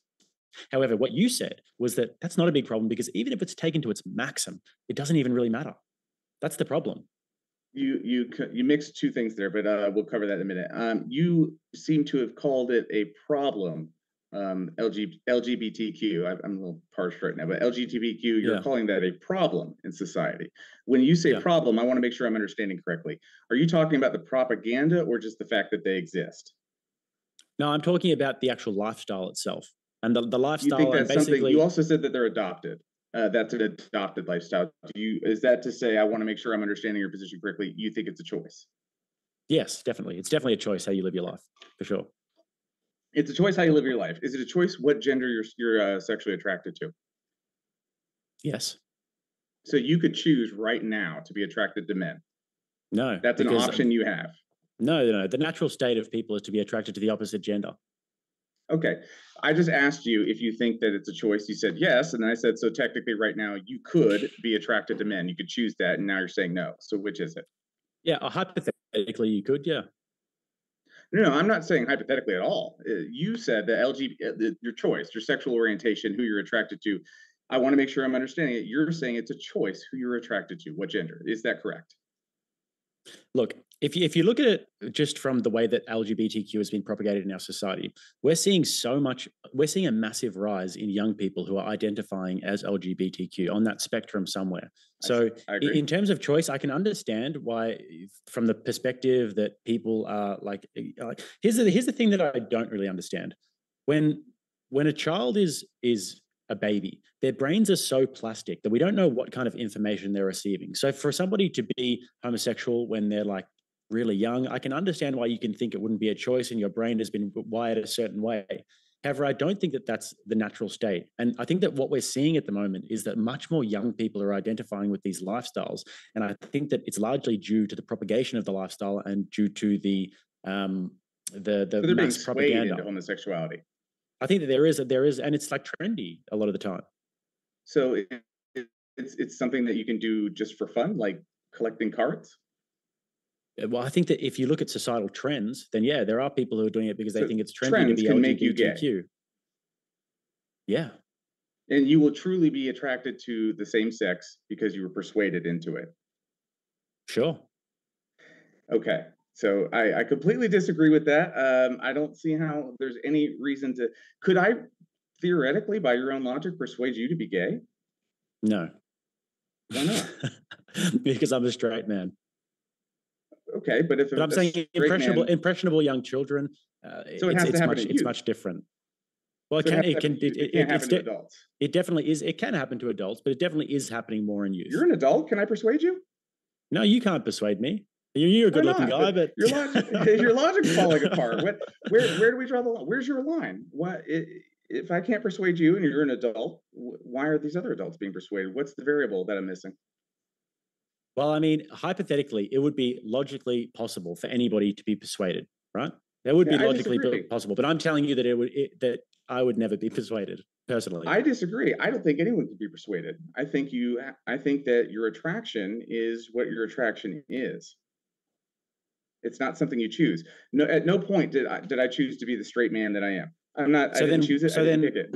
Why is it that young people are identifying so much more with LGBTQ these days as the propaganda is more rife in our society? Why do you think that's happening? It's probably because they're actually LGBTQ.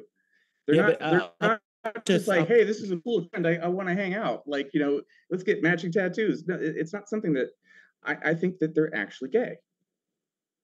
so then why is it so much more concentrated in certain places then? I don't know that it is.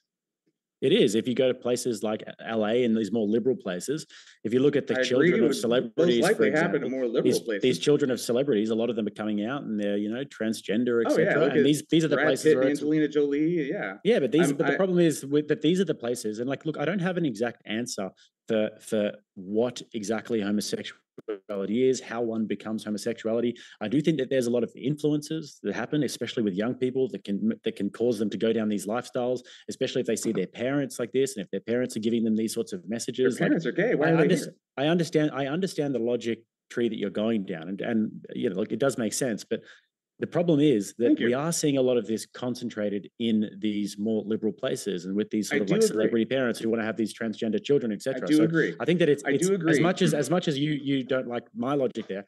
I think that the idea of saying that there's no cultural influences that turns people to these lifestyles is absurd. I'll throw you a bone. I do think that there is cultural influences. I don't think it can push you to the point of where your actual attraction changes. I think that's within you and you discover it. Just like I discovered I only liked girls. There's a big correlation between people who suffer childhood trauma and abuse and becoming homosexuals. Do you think that trauma, it makes sense, then it logically follows that trauma has made them a homosexual? I haven't done the research to speak intelligently on that, and I don't want to pretend to. But I don't think that trauma changes your sexual orientation. I think that's something you're born with. But the thing is, there's a big correlation. Sometimes traumatic ways. This is a big problem, though, that you have here, because there is a large correlation between homosexual men and being abused as a child and having some sort of a sexual trauma as a child, right? So are you positing that they were straight before they were abused? Well, I mean, I think that their sexual formation was actually formed by those experiences. I think that people's experiences will form their sexuality. I don't see. I think their If you grow experiences up, will if you form grow up quite a with two bit. gay parents, right? People are more likely to be gay if they have two gay parents. They're more likely to be transgender if they have two transgender parents. So your formation is actually really important when it comes to these sorts of things. I do agree that in those cases, that's where the influence can absolutely play a part, and I don't deny that whatsoever. I don't think it's enough to push you over into a hard yes no. I think sexuality and gender and all of this is particularly attraction is more fluid than that. I don't Yeah. think we get to. I don't think we get to just say, "Up, there's the moment." Well, If I think that like cultural influence is important, and this is why when I we get agree. back to the topic of the debate in terms of what's better for society, there is no reason to suggest that having more homosexuals in society is better for society. There's no reason to suggest that whatsoever. If you look at actually what makes a healthy society, so if you're promoting all of these lifestyles, and if you'll agree that if you'll at least agree that culture and your upbringing has an impact on can have an impact on your sexuality, whether or not you're intrinsically gay or whatever, however you would describe it. If you would agree that at least can have an impact, and that it's logically maybe possible for even James to be turned gay, if it's logically possible for that sort of thing, then it's probably not best for society for this stuff to be widely promoted. I disagree. That's where we're going to have to differ. Right up until the end there, I was with you right up until the end there. I do agree that it's impossible to say that you're not being influenced one way or the other by the culture, by your parents, by your friends, all this, by trends, all of that stuff. But I don't think it's going to tell you what you're attracted to. I think that's innate. I don't think that there's an abuse that can actually switch the gears. So you think that people will act gay, but they won't be gay? They could.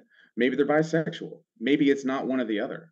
What does it mean to be gay, though? If you're intrinsically heterosexual, it could just be effeminate. But then you're acting gay and you're like sucking dick. Then, like, what? Well, now we're jumping. How's that not gay? Now we're that's pretty gay. But now we're jumping into the actual difference here. Let's not go too far with how we word things, because otherwise YouTube's going to bring the hammer down on me. Yes, I understand. Culture, it's impossible. I think it'd be completely foolish to say that upbringing and culture and all that is not having some sort of an impact on you. It absolutely is. But and maybe people do think that they are more gay than they actually are. I mean, but now we're talking about some really weird hypotheticals. At the end of the day, I don't see a scenario where any of this is going to be the deciding factor that determines, because I think all it's going to do is reveal what you always were. Now, as far as what's better for society, I don't think anything that would suggest that one of them is wrong is better for society. Because who are the gay people? I don't see any evidence. I can't get behind that. I don't see any evidence that this is just sort of like them becoming who they are. I think that the correlates are much stronger in the other direction. The people's cultural upbringing. Yeah, I mean, the thing is that, like, what is homosexuality? So you're completely nurture on the nature versus nurture scale? You're all nurture? I don't see any evidence for nature. I don't see any evidence for it being exclusively Oh, there's huge evidence for nurture. Huge evidence for nurture. Enlighten me.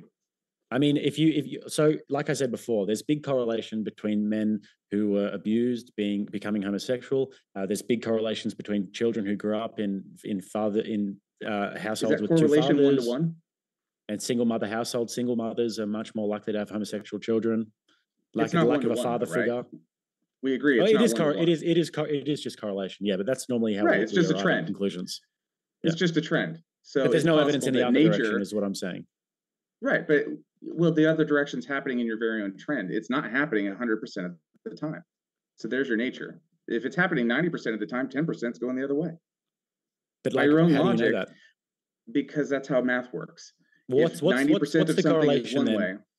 How do we know that, though? How do we know that anybody's born gay? I don't know that there's a way to know that. I don't exactly, think that there is a way for us to come up with a hypothesis, at least, and the hypothesis being that that homosexuality is at least somewhat influenced by your nurture and by the culture around you. There's no way to test that either. What are you going to do? Take a newborn baby, hook them up to a machine, and determine its sexuality, then monitor it over 15 years, and that's watch your problem. Decisions? No, that's your problem. That's the problem with your point of view, is because you actually can't tell if a baby's gay. That's the problem. You can only tell if an adult is gay. Can you tell if a baby's gay? Yeah, no, but that's not a Yeah, problem with no. what I'm saying though. That would No, point can to you? it being culturally influenced. Can you tell if a baby's gay? No. Me neither. So that's not a problem for either of us. Yeah, but then that would point to it being culturally influenced though, and influenced by your Not surroundings growing up. necessarily. Just because we can't tell doesn't mean it's automatically culturally influenced. Well, what else would We it be? don't know. We don't know the state that they're born in. The simple fact that I can't tell if a baby is heterosexual or homosexual doesn't mean it was 100% influenced. That's a Yeah. false. That's a false dichotomy in its own. That's not accurate at all. Just because I Yeah. can't Look, tell I something fear that doesn't make the we are decision for you. straying pretty far away from the debate topic. But yeah, I would say that the promotion of these lifestyles, I mean, by your own logic, with the maxim that we took you to before, which was that everybody being gay and everybody being straight, as much as you hate that hypothetical, it is pretty Well, it telling, was man, flawed. because it's actually not flawed because it's just literally the logical conclusion. You said that it wouldn't matter It's an if people went out. illogical conclusion How? because it's not possible. You talked about a world where we waved a magic wand. That's not It's a possible at all. hypothetical. It's a hypothetical. Yeah, but Hypotheticals aren't meant I to can be make within reality. hypotheticals all day long. It doesn't mean that they're accurate or useful. I thought Your it was very hypothetical, useful. I disagree. It said you ultimately didn't really care about humanity going extinct. So No, in that hypothetical, that's true. If you waved a magic wand right now and made everybody gay, I flat out don't care. But that's not happening right now, so I'm going to care a little bit more than none. what if I didn't wave a magic wand? And what if it was just literally society? It was all happening naturally, and the LGBTQ rates kept going up, and then in 100 years from now, everybody was gay.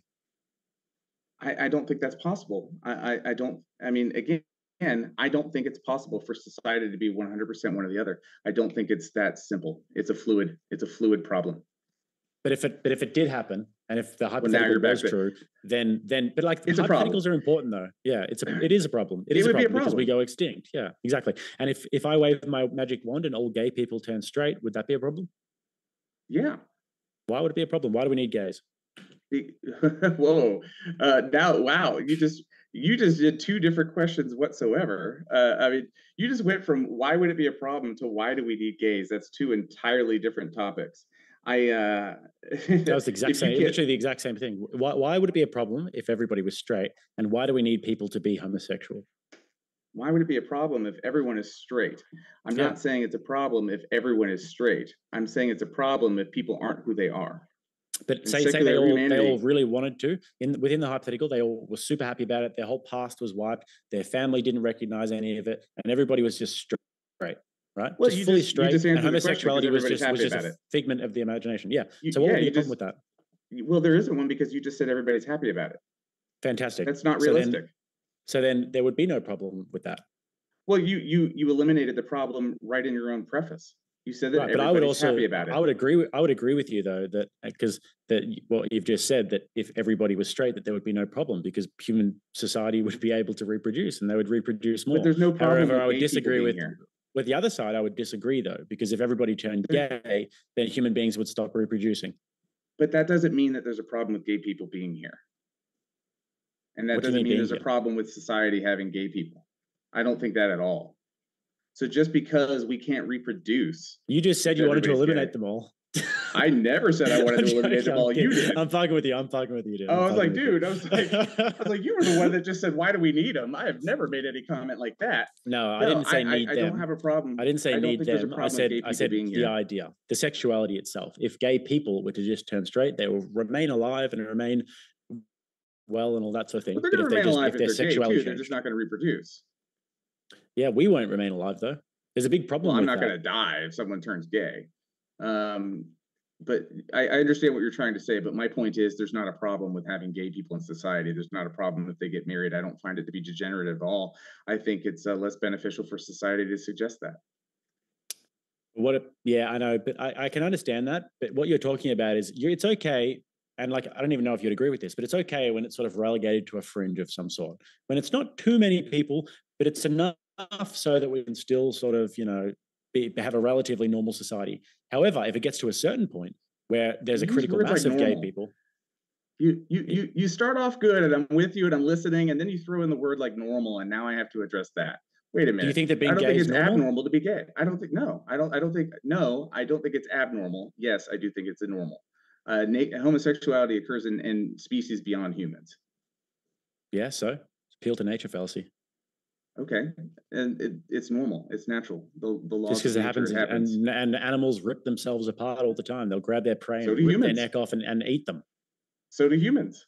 Humans are. So Have you seen prison? yeah, but we don't do that to each other though, Me and you or at least don't, we but shouldn't. plenty There's of a normal humans way to do. do it. And is that right Plenty or of is that humans wrong? do. That's plenty of humans do it. And is that right There's or is that nothing. wrong?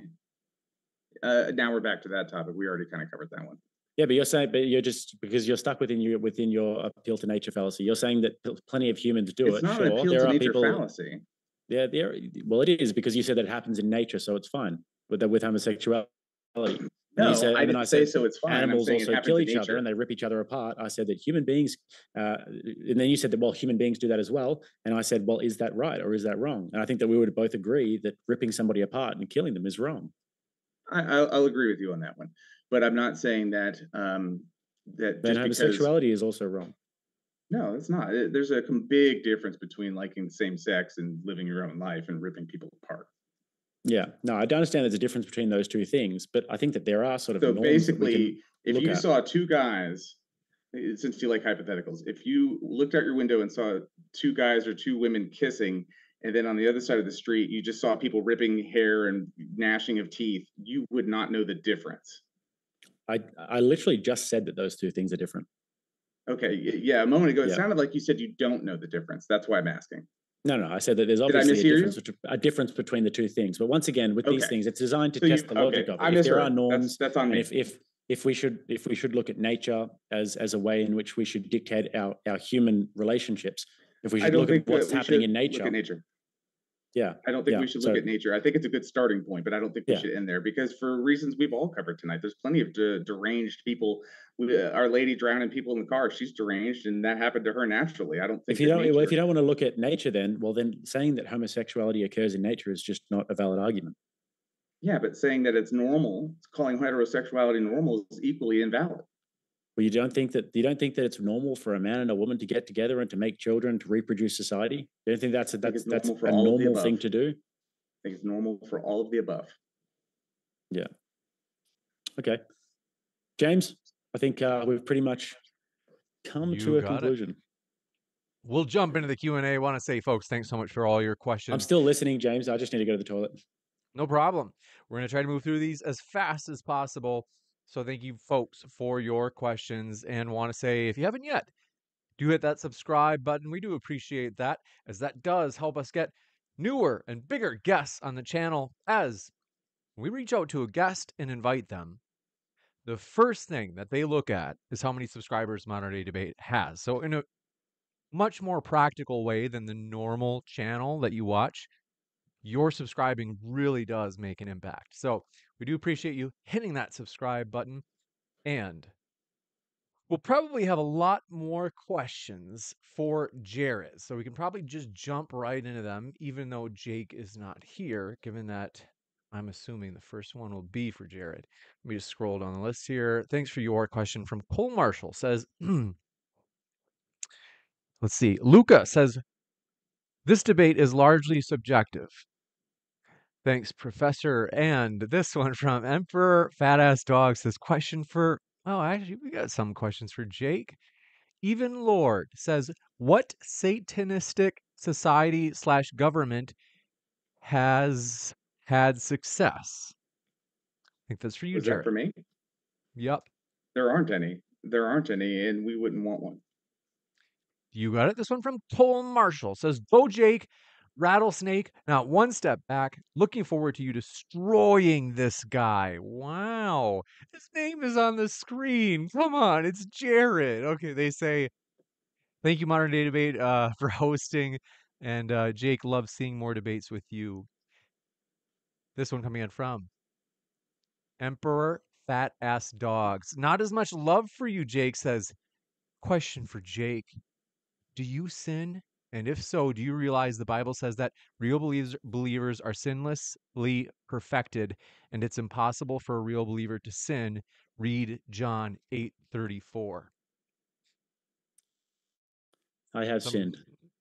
Some of these may not be especially on topic. It might be. Do I get to respond to that too? If you'd like, I just, given that it's not on topic, I don't know if I really want to go down the rabbit hole of it. I was just going to jokingly say I've sinned too. You got it. This from Emperor Fat Ass Dog strikes again. Says Jake, the Bible also says a good tree cannot produce corrupt fruit, just like a corrupt tree can't produce good fruit. So if you're still sinning, how can you, as a believer, produce good fruit? Largely the same. Yeah. Give you a chance if you want to respond, though, Jake. Yeah, it's not really about whether I sin or not, the debate. So Even Lord says, what? Oh, we got that one. Megan Marie. Good to see you, Megan. Says, secular society says you can keep religious values, but no one set of values will be pushed on anyone. Theocratic societies often force beliefs, which causes harm. Jake, what are your thoughts? I don't see the problem in forcing beliefs. Everybody always forces beliefs, and that's what governments do. And if you say that there's a problem with forcing beliefs, then what's the problem with enforcing that you shouldn't grab people? That's a belief. Sarcastic Nothing says freedom like forced. Warlock says nothing intelligent while also being original has ever been spoken in an Australian accent. Whoa. May It's they true. always remain a third world country with no power. Is this some sort of I inside joke you disagree. have with this guy? No, but it's actually very true. We don't read. We ride kangaroos to school, and we're a third world country. Absolutely imagine. Wow. I'm disappointed to hear those kind of questions. I just, it's beneath. It's beneath. I can tell you, I've only met Jake today. It's beneath him. I don't think they're that serious. I hope not. But Burnham, I have no guilt reading it. But this one, Burnham says, Jake, would you view forced birth as a loss of nourishment for the woman and only gambles the baby will flourish to net zero, ruling it out for secular humanism? I have no idea what that question means. Yeah, I don't understand these words. They're just all like flung in here, but they're not in the right order. They say, let me try again. Jake, would you view forced birth as a loss of flourishing for the woman and only gambles the baby will flourish to net zero? Man, I don't know. Burnham, Oh, what do you just. I wouldn't institute forced birth. No. Burnham, are you on drugs? I don't understand what you're saying. Rachel Wilson says Jared's view is the most irrational because it assumes that our individual choices don't affect each other or society at large. Dreamland. I never Wow. Are said you going that. to take that? Jared, don't take that from Rachel. What are your thoughts? I I didn't say that. Repeat it for me, just so I make sure I can address it correctly. They say Jared's view is Minus the the most dreamland. irrational because it assumes that our individual choices don't affect each other or society at large. I never said that, and I've quite said the opposite. And if that wasn't clear, let me go on record. I do not think that. Okay, gotcha. Thank you very much for this question coming in from Rachel Wilson. Strikes again. Says, Jared says there's no objective morality and then says murder is objectively wrong. This guy is as irrational as they come. I didn't say murder is objectively wrong. Wow. Cole Marshall says, wow, that was fast. You wrecked this guy. And they didn't say who that was for, so it could have been for either of you. Leo Whitmer says, It Jake, had to be against me because no one knows I'm on here right now. So I don't have a team of supporters or a channel behind me. So I would assume that a comment like that was someone on Jake's team. Leo Whitmer says, Jake, adherence to God would also just be preference, though. So why do you keep using it to argue against secular humanism when your system is also just based on preferences? No, my system is not based on preferences. It's actually external to my own preferences. And the reason why we use that to attack secular humanism is because the Secular Humanist Manifesto, number 3, is basically just a bunch of descriptions and it doesn't have any prescriptions. So it can be interpreted in any way that they see fit. I think the This idea that it's external to us is a delusion. this one from Isa Kabir. The bane of my existence, my arch nemesis. Every debate he does this. Steel man your opponent's position. Let's say you guys have 2 sentences to summarize your opponent's argument in the most or I should say their thesis. So like their broad thrust of what they're saying in total here today. In just 2 sentences, what would you say? The world should be Christian. I would say that his sort of thesis for this particular debate would be that society would be better off if everybody was self-interested and was interested in basically greed and lust, because that propagates I guess that propagates human civilization, and it makes human civilization thrive somehow. It started off good. It went a Yeah. little left field there.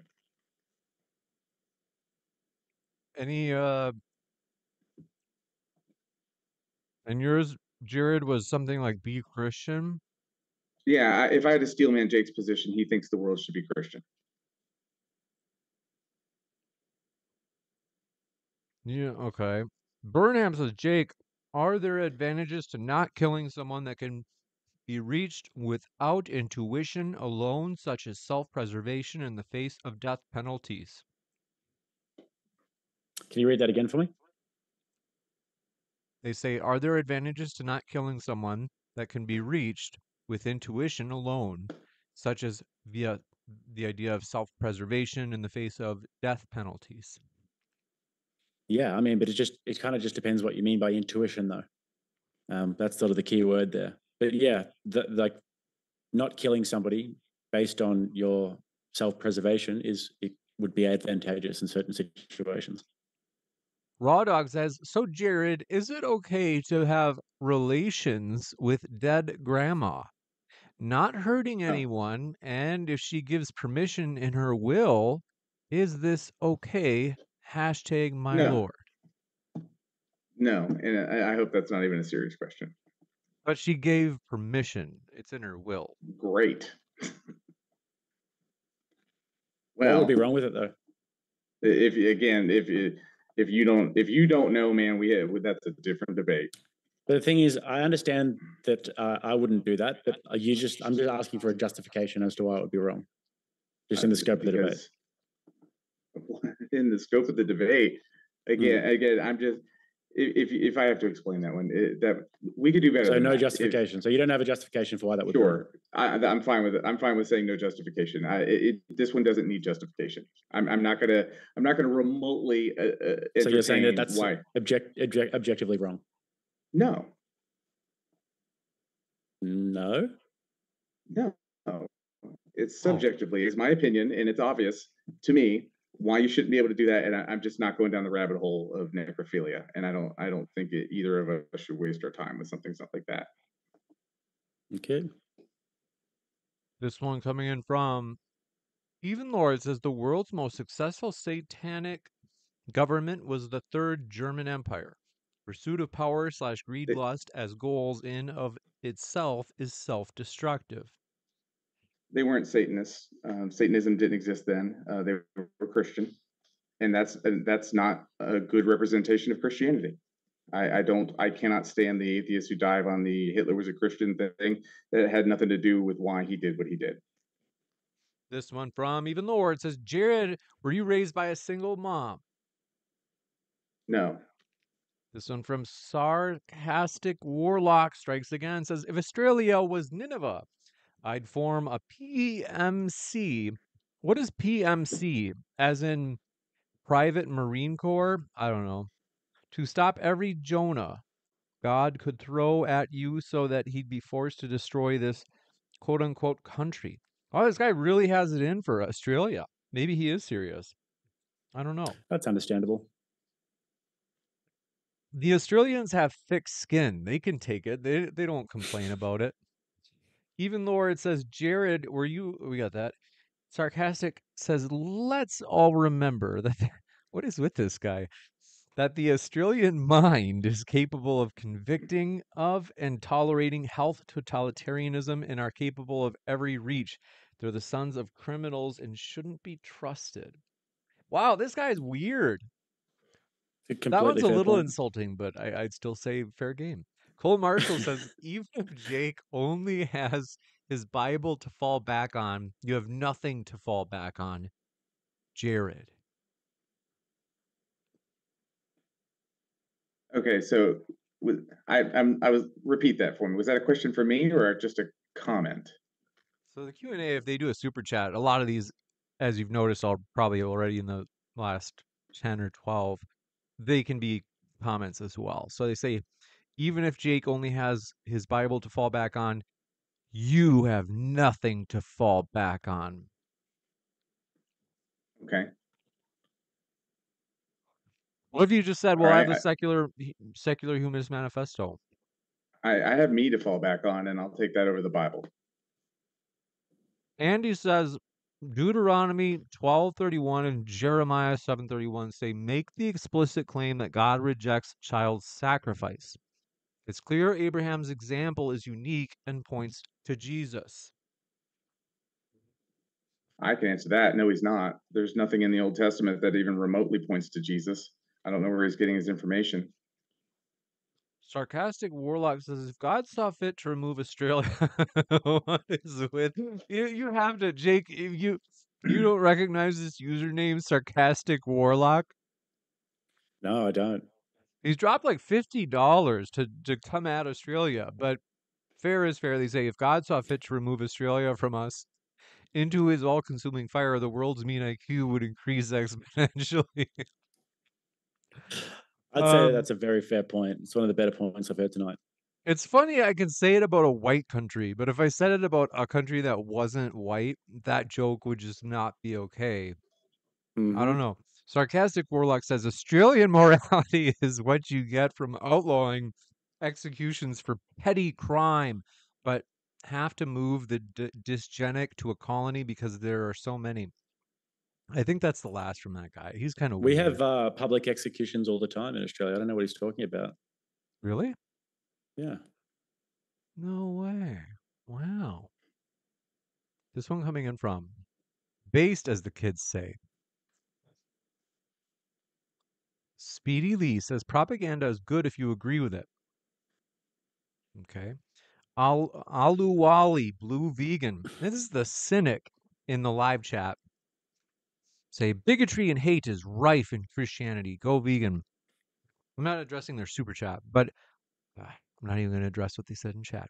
Johnny Berger says the Satanist all-seeing eye is brown, and if you put your ear to it, you will hear the ocean. Is this some sort of sick innuendo? What does that mean? Nope, not relevant to anything I'm familiar with. It's like YouTube, you get the public, you get all sorts of weird stuff. Yeah. Spart344 says, Jake, if you were not straight, other than an unquenchable hunger for bananas, how would this change you and your moral and ethical framework? Unquenchable. That's my new favorite phrase. Yeah.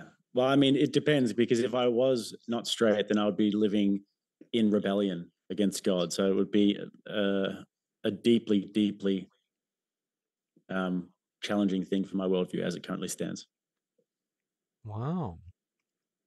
This one from Spart344 says, Jake, you got that one? Even Lord says, if you have an ideology that is guaranteed to bring human benefit, is it moral to enforce it, propagandize it, fight for it, and indoctrinate society? He already is doing that. I don't know why they would even ask him that question. He's made that point all night. Correct me if I'm wrong, but I mean that I'm saying this in Jake's defense. I don't think that he's ever been unclear about the answer to that question, at least from where I'm sitting. And would you say that yes, Jake would say yes to it? That if he, I think that Jake believes that Christianity is the correct and true view. And I think he really thinks it's in people's best belief and best interest and society's best interest to be Christian and follow the order. And yeah, absolutely. I think that's what he's doing. I just, I mean, I don't see how anyone could have watched the last 2 hours and not known the answer to that question. If Wow. nothing else, Jake has been very consistent about that. And Yeah, I think it's in like, people's best interests. It would be in people's best interests to be Christian and follow Christian ethics. Yeah. I mean, that just took us all the way back to 2 hours ago. I mean, he's been pretty clear about that the entire night. And Jake, And would that's you not a even knock. That's not an insult. That's just, he's literally been saying that all night. Jake, would you would bite the bullet and say I would even say we ought to enforce it. So the gays You can't can't enforce have it. their gay sex. We would, No. I would say that the best way to do it would be to promote societal standards instead of the degenerate societal standards that we have right now. But you can't enforce it. Like I can't like enforce everything that goes on in everybody's bedroom, but promoting Well, societal look, now you standards just would be agreed what with me. You What do you just mean? agreed with me. We can't enforce it. I never said that we could. I know. We're about to sit on the same team. Yeah, but you have different societal standards that you promote. Yours is basically just taking a preferences view where you say that everyone just do what you want. But mine would say I'd take an active role in actually promoting certain societal standards. Mine has an asterisk. Let's not say it's do whatever you want. There's an asterisk. this is an interesting one. Even Lord also said, prisoners, namely people that are in prison, are infamous for changing their sexuality. Um, I am curious about this in the sense that, like, how does this work? Because if there's all of this, like, don't drop the soap in jail, like, theoretically, if Jake was the person in jail with you that you had to avoid dropping the soap in front of, I don't understand how Jake could forcibly copulate with you. How could he get I don't. aroused if he's not No, already I that's don't gay? think. it actually is a phenomenon that happens in prison, where guys get what they call turned out, which means that they will get groomed by somebody who's like a experienced person in prison, and then they'll enter into a sexual relationship with that person, and then they become a homosexual. They start, having gay sex throughout their I don't think they sentence. became a homosexual. I just think they discovered that they already were. But What are they absolutely do. The turned out thing is absolutely does happen. There's even the other one called gay for the stay. There's people who will, just because they don't have any other choices, they'll just go ahead and hook up with guys. That's a Yep. phenomenon that happens too. But if you're willing to do it in prison, you're willing to do it outside of prison. And you but were before you went to prison. I don't well, I mean, but didn't you just call it you use the term like something like turn or something or so that Turned like out. I didn't. what was the phrase? Turned out. They Turned get out. turned out. I thought Jared like 5 seconds ago Prostituted. you said that turned out was a real phenomenon. Prostituted. Turned out means prostituted. It doesn't mean change. It doesn't Oh, mean okay. change So turned out or sexual means prostituted. doesn't mean you're like Like turned out turning. on the street. Right. The guy could be completely straight, but he's getting turned out against his will. So if Jake is the guy in prison to avoid, I mean, what are it sounds like there's a lot of these relations happening in the jails. I don't know how many, right? I don't know what percent. But I'm just thinking, like, does he just close his eyes really hard and pretend it's a woman? How does he get aroused if he, sees someone drop the soap? How can he physically carry this out? Reminds me of a Jim Jeffries joke. Jim Jeffries did a bit on that. I don't know in these cases that they would. This is I don't know that he would be able to. Thanks for being a good sport for my thought experiments, Jake. By the way, Jake has a new podcast, which I watched like an hour of today. It's Oh, linked in the thanks, man. description box. And this is Not Jake. One Step Back podcast with myself That's and right. Andrew Wilson. So I've linked that in the description as well. And so thanks for being a good sport with my don't drop the soap examples, Jake. But yes, That's okay. You just had to he's use me not. for it, didn't you? You can drop the soap in front of Jake. You don't have to worry. He will not do that to you. Burnham Yeah. says, do bad touch priests influence society? Yeah, they would have an influence for sure. If they want to do disgusting and sexually degenerate things to children, that would have a negative impact on society for sure, and on those people. I'm sorry. This one from Spart344 says Israel and Palestine have been ruled by the super straights. Maybe our societies would be better off if the LGBTQs ran the show around here. Israel True. has the highest. Israel is one of the most LGBTQ countries in the whole world, so that's just factually wrong. I have That's no thoughts on so that. interesting. They have massive This pride parades in Tel Aviv. Yeah, they're very, very degenerate. Emperor Fat Ass Dog says, Jared, what about straight men who go to prison and come out not straight?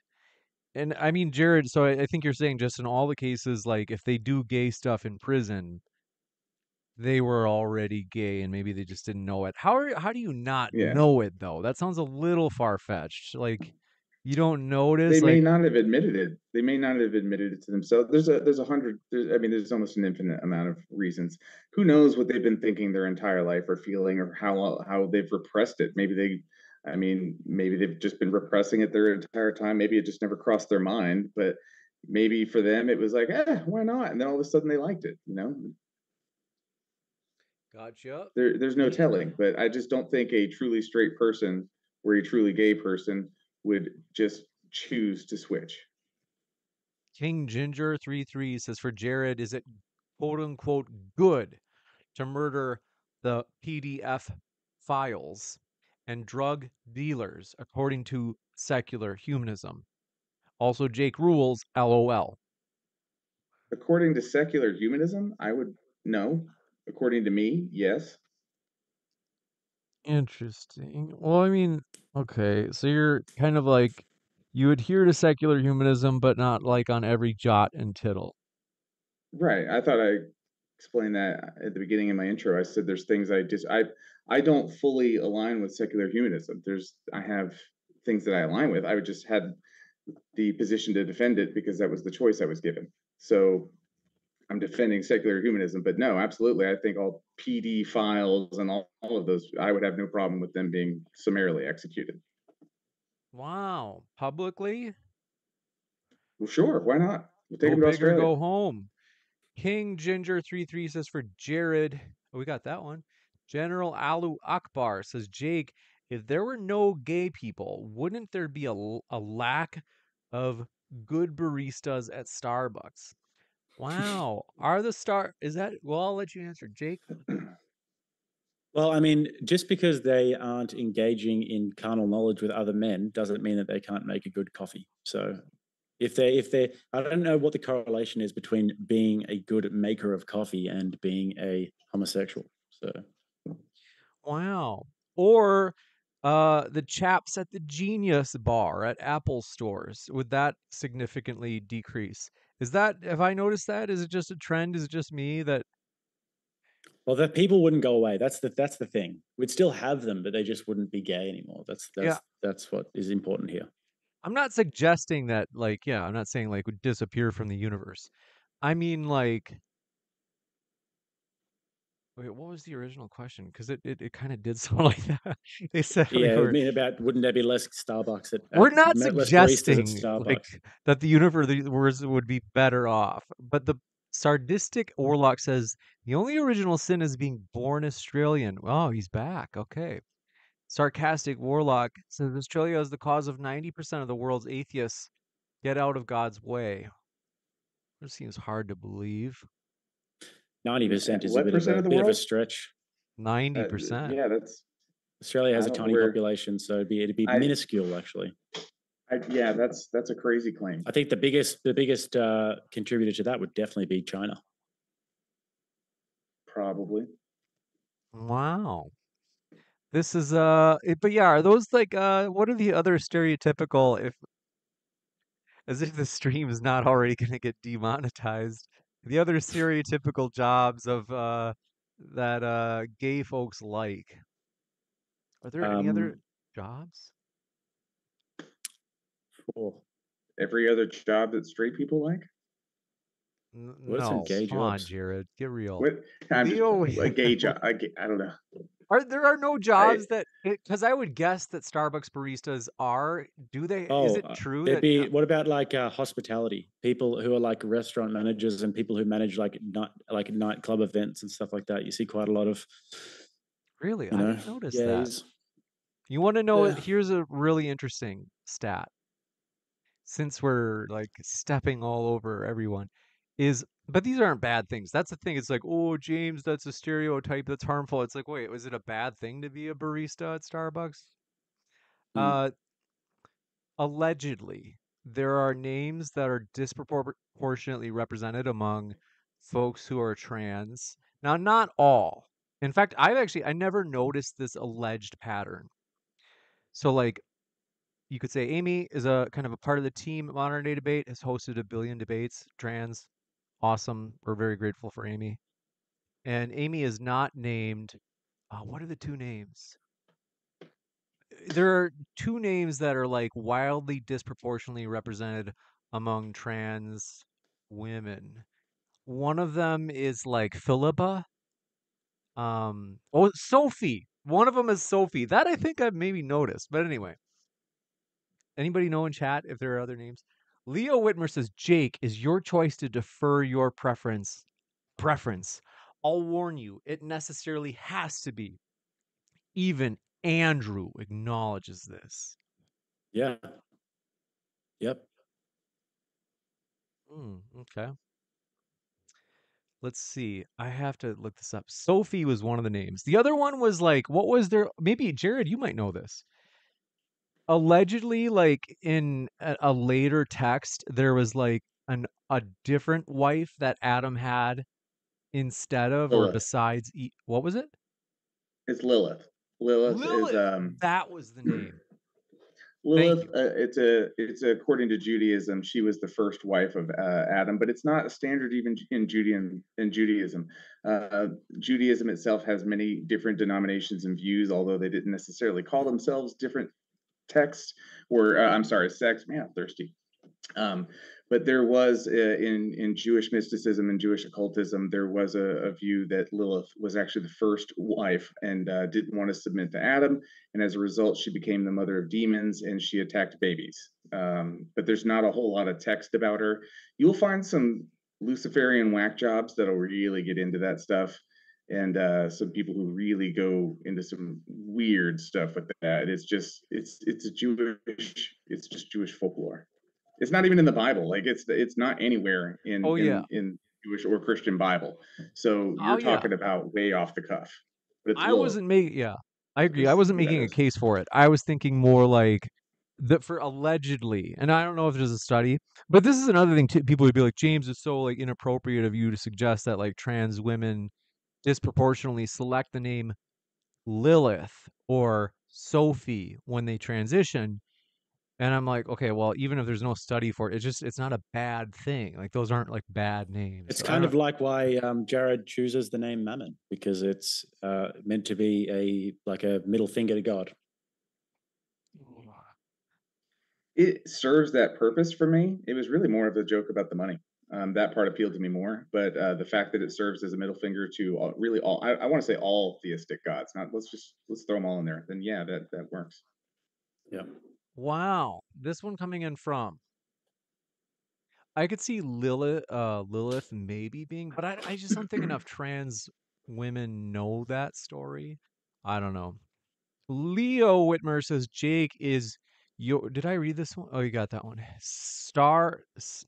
Sarcastic says Australians behave like kleptomaniac who know they're on camera and doesn't want to make it obvious.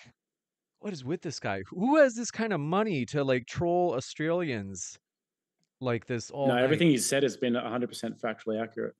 It's kind of Sven Ove Johansson, thanks for your question, says, how can you serve two masters?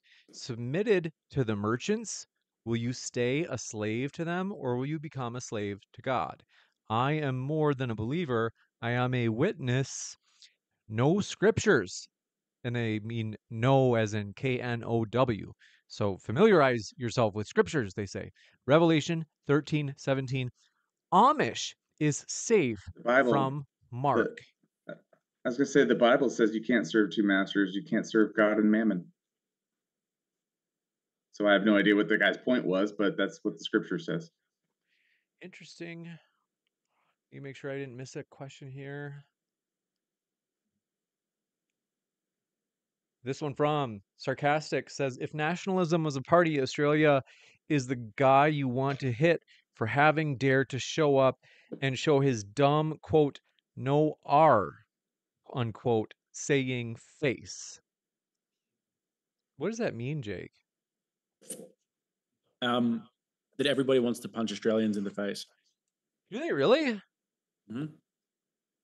Yep. You I've been didn't know that, assaulted many James? times in the street. Jared, do you feel tempted to punch, Jake or any Australian? No, I no, mean, but a little bit. I won't take it personally. no. Okay. No. I actually, I have a feeling that if the topics were a little bit different, we'd actually agree on quite a lot more. And I'm sure, like I noticed right away with your shirt, that we have more in common than we covered in tonight's debate. I can assure you. I do appreciate both these guys being good sports. We really do appreciate our guests at Modern Day Debate. Like we seriously they are what make this channel fun. They are what make it exist. So I do want to encourage you folks, check out their links in the description box. We do have a couple more questions, but I do want to give them legitimate plugs and say, for real, we appreciate these guys. They're linked in the description box, and Rattlesnake TV is linked in the title even. So there are two channels for Jake. And then Jared, forgive me, remind me, did you have a link No, to I don't any? have any. I don't You have don't anything I have want to to. plug. I might one day. It just hasn't. I haven't been inspired to go that far yet. That's no problem. I think It's 90% a of people full that come commitment. I've on. done it before. I've done it before. Once you're in, you're in. It's time consuming, and yeah. Yes, I know what you mean. Even Lord says China is a secular/atheist humanist society, but Christianity is rapidly growing even under persecution. The Chinese have a naturally high IQ. Yeah, the minority view is always growing. You ever notice that? You go to a largely secular area, the Christians are growing. If you go to a largely Christian area, atheism is growing. That's just the way it works. It's the law of averages. Well, I mean, secularism, secular people and secular humanists and stuff would be considered minorities in America still, right? I'm sorry, say again, secular people would what? Well, they'd still be considered technically a minority in America, right? And if you were to apply the label secular humanist, yeah, they would. But Yeah. there's Christians that are secular. I mean, but secular humanist, I mean, they can be, but you really don't run into that. Yeah, I don't know. I'm not really sure how much it's growing in places like America. It might be growing. I'm not sure. I know that Christianity's growing though. This one from Leo says, wait, Jake, so your worldview is just preference after all. You're switching your original answer. Is your worldview just preferences or not? I don't know how I am switching my original answer. No, it's got nothing to do with my preferences. Sarcastic says, I trauma bonded them. You're welcome. What's that mean? Trauma bonded. You guys know? Like mutual trauma you can bond over, Oh, okay. I'm just not sure how that's relevant, but yeah. Okay, cool. I think they mean all of us because we had to listen to all their weird super chats about Australia. I feel like I know you guys far better now. But yeah, we do want to encourage you guys. Folks, thanks for your support. If you would not mind, we appreciate you hitting that like button for real. That really does help our streams at Modern Day Debate. We are excited about the future. We do have big aspirations as we really do want to provide a fully neutral channel. We might tease and stuff, I like make fun of Jake a little bit, make fun of Jared a little bit, like teasing and stuff like that. That's a little bit off color here once in a while, but we want to give everybody a genuinely fair chance. So we do want to say thank you so much for your support, folks. The last question coming in from Spark344. Jake, I asked specifically about leaders, not if countries have pride parades. We've had no openly gay prime ministers in Israel. I don't know. I think it's like a track of questions. I'm not sure which exact. Like I can't really follow the logic track because I think there's been a few different questions. But yeah, Israel does have a lot of parades and all that sort of thing. You might not have had a gay president. I don't really know. I don't really understand what the actual question is or what the point is that he's trying to make. If you could try summarize it in one question, that'd be really good. You got it. Leo Whitmer says, Jake, your choice to defer preference to higher power is a preference, meaning your worldview is a preference, just like the humanist. I agree with that. I mean, no, because it doesn't come down to my own personal subjective preference. It comes down to something that I believe is objective, and that we can arrive at that objective claim through reason, and that we can arrive at God through reason, and that we can arrive at Christianity through reason, and those are the things that should dictate our ethical worldviews. Now that I would love to dive into if we actually had time. I've completely heard the St. Thomas Aquinas and how we can, do proofs there, but how would you land on the Christian God above any others? And again, to the commenter's question, I agree. All theists have chosen a preference, even if their preference is to think that it's not their choice. Yeah, I think that the resurrection would be the major factor that is where the Christian worldview kind of lies. If the resurrection actually isn't true, then the Christians would have a big problem with Jesus's with the idea that Jesus was actually vindicated of what he said he was. This will probably come as a surprise to you, but I am not a mythicist. I do think Jesus really existed. I think it's overwhelmingly obvious that he existed. I mean, the historical data is just overwhelming. I do agree that it would be a problem if for the Christians. I just don't think there's any. I do agree that it would be a problem for the Christians if the resurrection wasn't true and all that. I just don't see any way to demonstrate that it's true. The best we have is some people wrote some stuff down, and they're saying it's true. That's not the best we have by any stretch of the imagination. I would love to hear what we have, and I'm not even being sarcastic. Like that would be. What do you think we have? Yeah, well, I mean, you've got the eyewitness accounts of many different people seeing the resurrection, people who are believers, people who are not believers as well. You've got the problem with those the things that were written about it were within like a technical lifetime of Jesus, who actually accounted and recorded these events. You've got the disciples all going to their deaths because they saw that they saw it. You've got Saul of Tarsus seeing Jesus on the road to Damascus, and then going and preaching and ministering for the rest of his life when he was a Christian murderer before it. So there's a bunch of evidence. There's a book called The Case for Christ by Lee Strobel, which is a good one, if you've heard of that. I've read that book. That's so he actually wasn't a Christian murderer. We don't know exactly how he persecuted the Jews. I'm sorry, the Christians. It's never actually said. He persecuted Christians. He did persecute them, but we don't know what that means because Jewish people didn't have any type of authority to do any type of corporal punishment or anything like that. But all the witnesses that you just shared, all of those are not as many of the witnesses as you claim. For example, if the gospel writer says that Jesus appeared to 500 witnesses, that's not 500 witnesses. That's one witness claiming 500 things. We don't have access to those 500 people. That's it's different. But still, we have absolutely nothing to suggest that what they're doing is true. You also mentioned that we have nothing to suggest that what they're saying actually happened historically. You also suggested that because they would go to their graves for this, that doesn't matter. People went to their graves for blowing up the Twin Towers. That doesn't make it accurate. People go to their graves for causes all the time. That doesn't make it accurate. So I would be really curious or genuinely interested to hear what you think leads us specifically to Christianity, because those things that you just mentioned, I just don't think they hold water.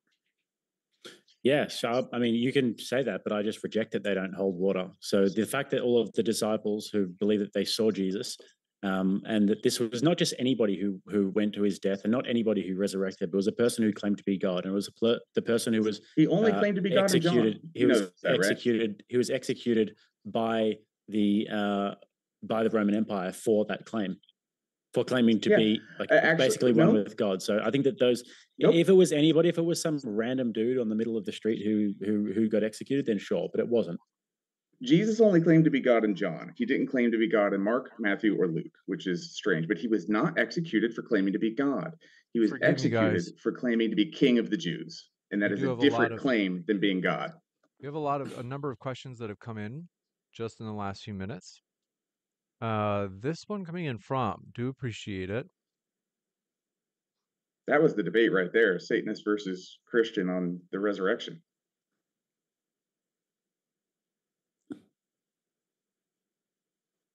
Leo Whitmer says, Jake, you're wrong. Even Andrew says you're wrong. I don't know what that was about. Leo Whitmer says, even if God exists, adherence is still preference. Seriously, ask Andrew. He will tell you this. Say that one again. They say, even if God exists, adherence is still preference. Seriously, ask Andrew. He will tell you this. Well, it depends what you mean by preference. If it means it's my preference to follow Christianity, then yeah, sure. But if it means that Christianity is built around preferences, then Christianity is not built around preferences. Spart344 says, given that the super straight political leaders have made Israel and Palestine worse, why not let the LGBTQ run the show in the US? Because it can't get much worse. I think they're saying like the gayness or straightness of the leaders of a country, like there's not a very good correlation between their gayness and the gayness of the citizens. And so they're Okay. saying, hey, Jake, why not? Let's just let LGBTQ people be the president in the US because it can't get much worse. Yeah, well, that would just be a nihilistic black pill take, and I wouldn't want to do that. So they pretty much already are in many cases. I mean, I'm not so sure about Barack Obama and his whole preferences. He might be of a different persuasion with him and Big Mike, and then you've got the Bidens. I'm not so sure about that. I don't know. There's a lot of weird stuff going on at the top echelons of politics, and I'm not really too sure about what kind of persuasions these people really have, if I'm honest. Jared, does Biden prefer the company of men? I have no idea. Okay. Burnham says, thanks for letting me put you on the spot. They say intuiting harm is possible without religion. Secular humanism supports flourishing in humans, so harmful prescriptions aren't secular humanism, the same as blasphemy isn't Christianity. That's just weird. Let me just wrap my brain around this. Intuiting harm is possible without religion. The part that gets me is Okay. I don't know exactly what intuiting. They just mean like you're into the idea of being able to know what I think is they're talking harmful. about hurting people, or whether they mean thinking about hurting people or actually doing it. I hope that's. I mean, that's the best I can come up with it. It's just a strange way to phrase it, but I have a feeling they're talking about either the ability to, or the desire to, or the thoughts of. Which that's just a nonsensical phrase. I mean, it's so obvious. Of course, it is. You can't pin that on religion or lack of religion. I mean, that's just it's a nothing sentence. Spart344 wanted to clarify. He said, quote, I said nothing about LGBTQ running the show in the US. So I think they're saying like they're not advocating for it. I think maybe they're saying they just don't see if it makes a difference. Or maybe they're even saying that because the Israel leaders have been like super straight, like their prime ministers and stuff, and yet you have like a super gay culture. Maybe he's saying like, well, maybe if there was like a bunch of gay political leaders, you'd have like a super straight culture. I don't know, but he's at least not advocating for gay presidents per se. No, because gay if children have gay parents, they're more likely to be gay. Is that true? Yes. Probably. Daniel J says, question for James. I don't know if I want to see this. Can we have let's see. They want to see if you guys would be willing to put on togas for a day of ancient day debates. Wow, bow chicka wow wow. that'd be funny actually. I'd like to get some classical debates. Things are getting kind of heating up. All right, but yes, thank you guys for all of your questions, all of your. I'm gonna just skim really quick. I think that's all of them. Want to say a huge thank you again to our speakers. They are the lifeblood of the channel. We appreciate these guys. Thanks for spending your time with us tonight. You guys, Jared and Jake, it's been a true pleasure to have you. Been fantastic. Thanks for having me, James. Yep. Thanks, Thank you. Jared. Yep. My Hey, pleasure. I enjoyed it. Me as well. Check out the links in the description box right now. You can hear more from our guests. And if If you didn't know, Modern Day Debate is on podcast, on Spotify, Apple Podcasts, you name it. All of our debates end up there within 24 hours of them being live on YouTube. So if you haven't yet, check out Modern Day Debate on your favorite podcast app, and I'll be back in just a moment.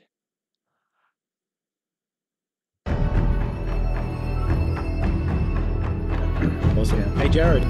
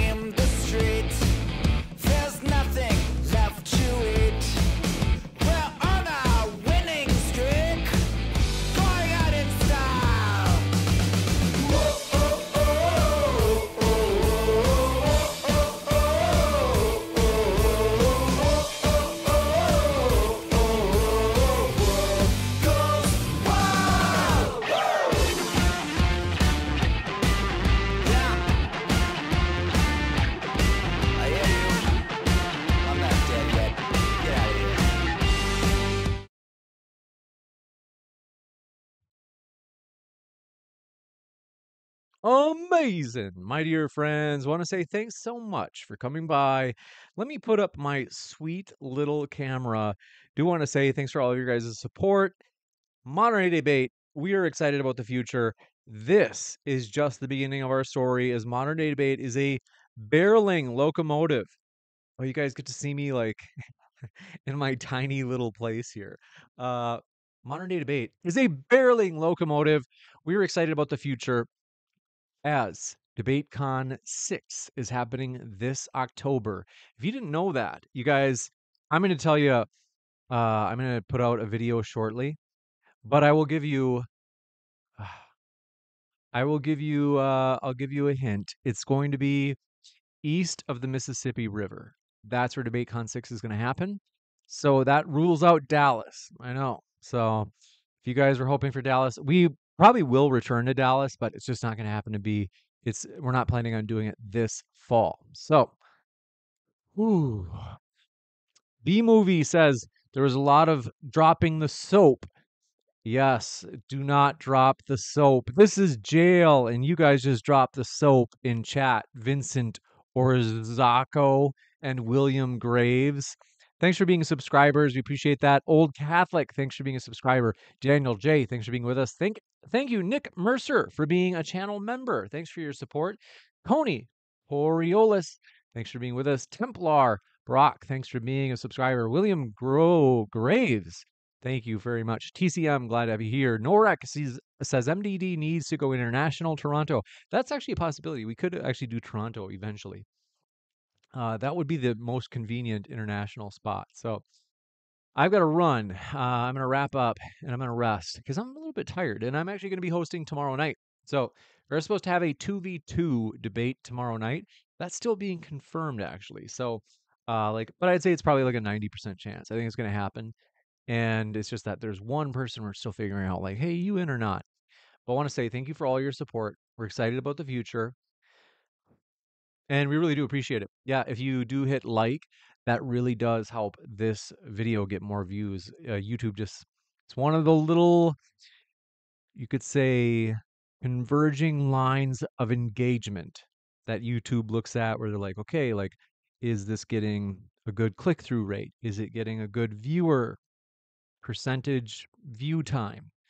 Is it getting likes? Is it getting, people leaving comments, all that. So for real, it really actually does help when you do hit that like button. So thanks for your support that way, as we are not ashamed.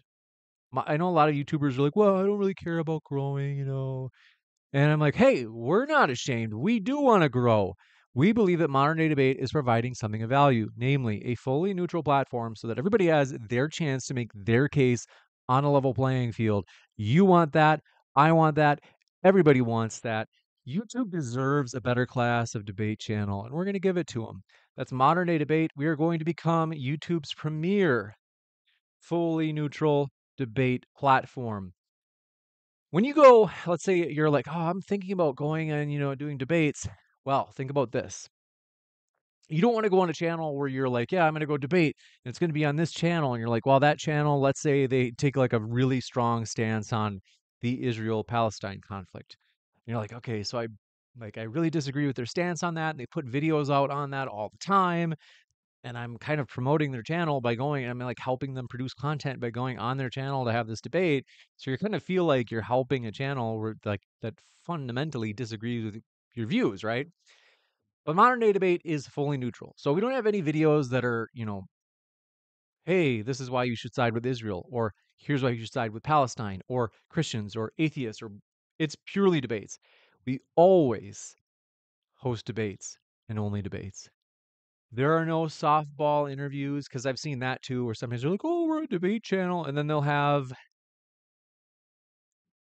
these little interviews where they don't really even press the person. It's just like a really popular person that's trying to sell their book. Like it's very like obvious what is happening. To me, I'm like, wow, you guys are both a bunch of hacks because clearly one is just trying to sell books.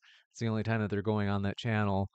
And the other one, it's like, well, they say they're a debate platform, but this is clearly an interview with softball questions so this dude can sell his books. Oftentimes, when they are selling their books, they happen to lean one way politically. I've noticed that too on one particular channel where it's like, you guys don't even try to like conceal the fact that politically you give these like kind of softball interviews for people of one political persuasion. But at Modern Day Debate, we are fully neutral. So, hey, if someone is more persuasive in a debate on Modern Day Debate, it actually means something because it wasn't because the moderator took their side. It's because we are a fully neutral platform. If you're excited about that, like we are, if you believe that YouTube deserves a better class of debate channel, hit that subscribe button as well, because we're excited about the future. Thanks for your support. We'll see you at the next debate and keep sifting out the reasonable from the unreasonable. Take care, folks. We'll see you at the next one.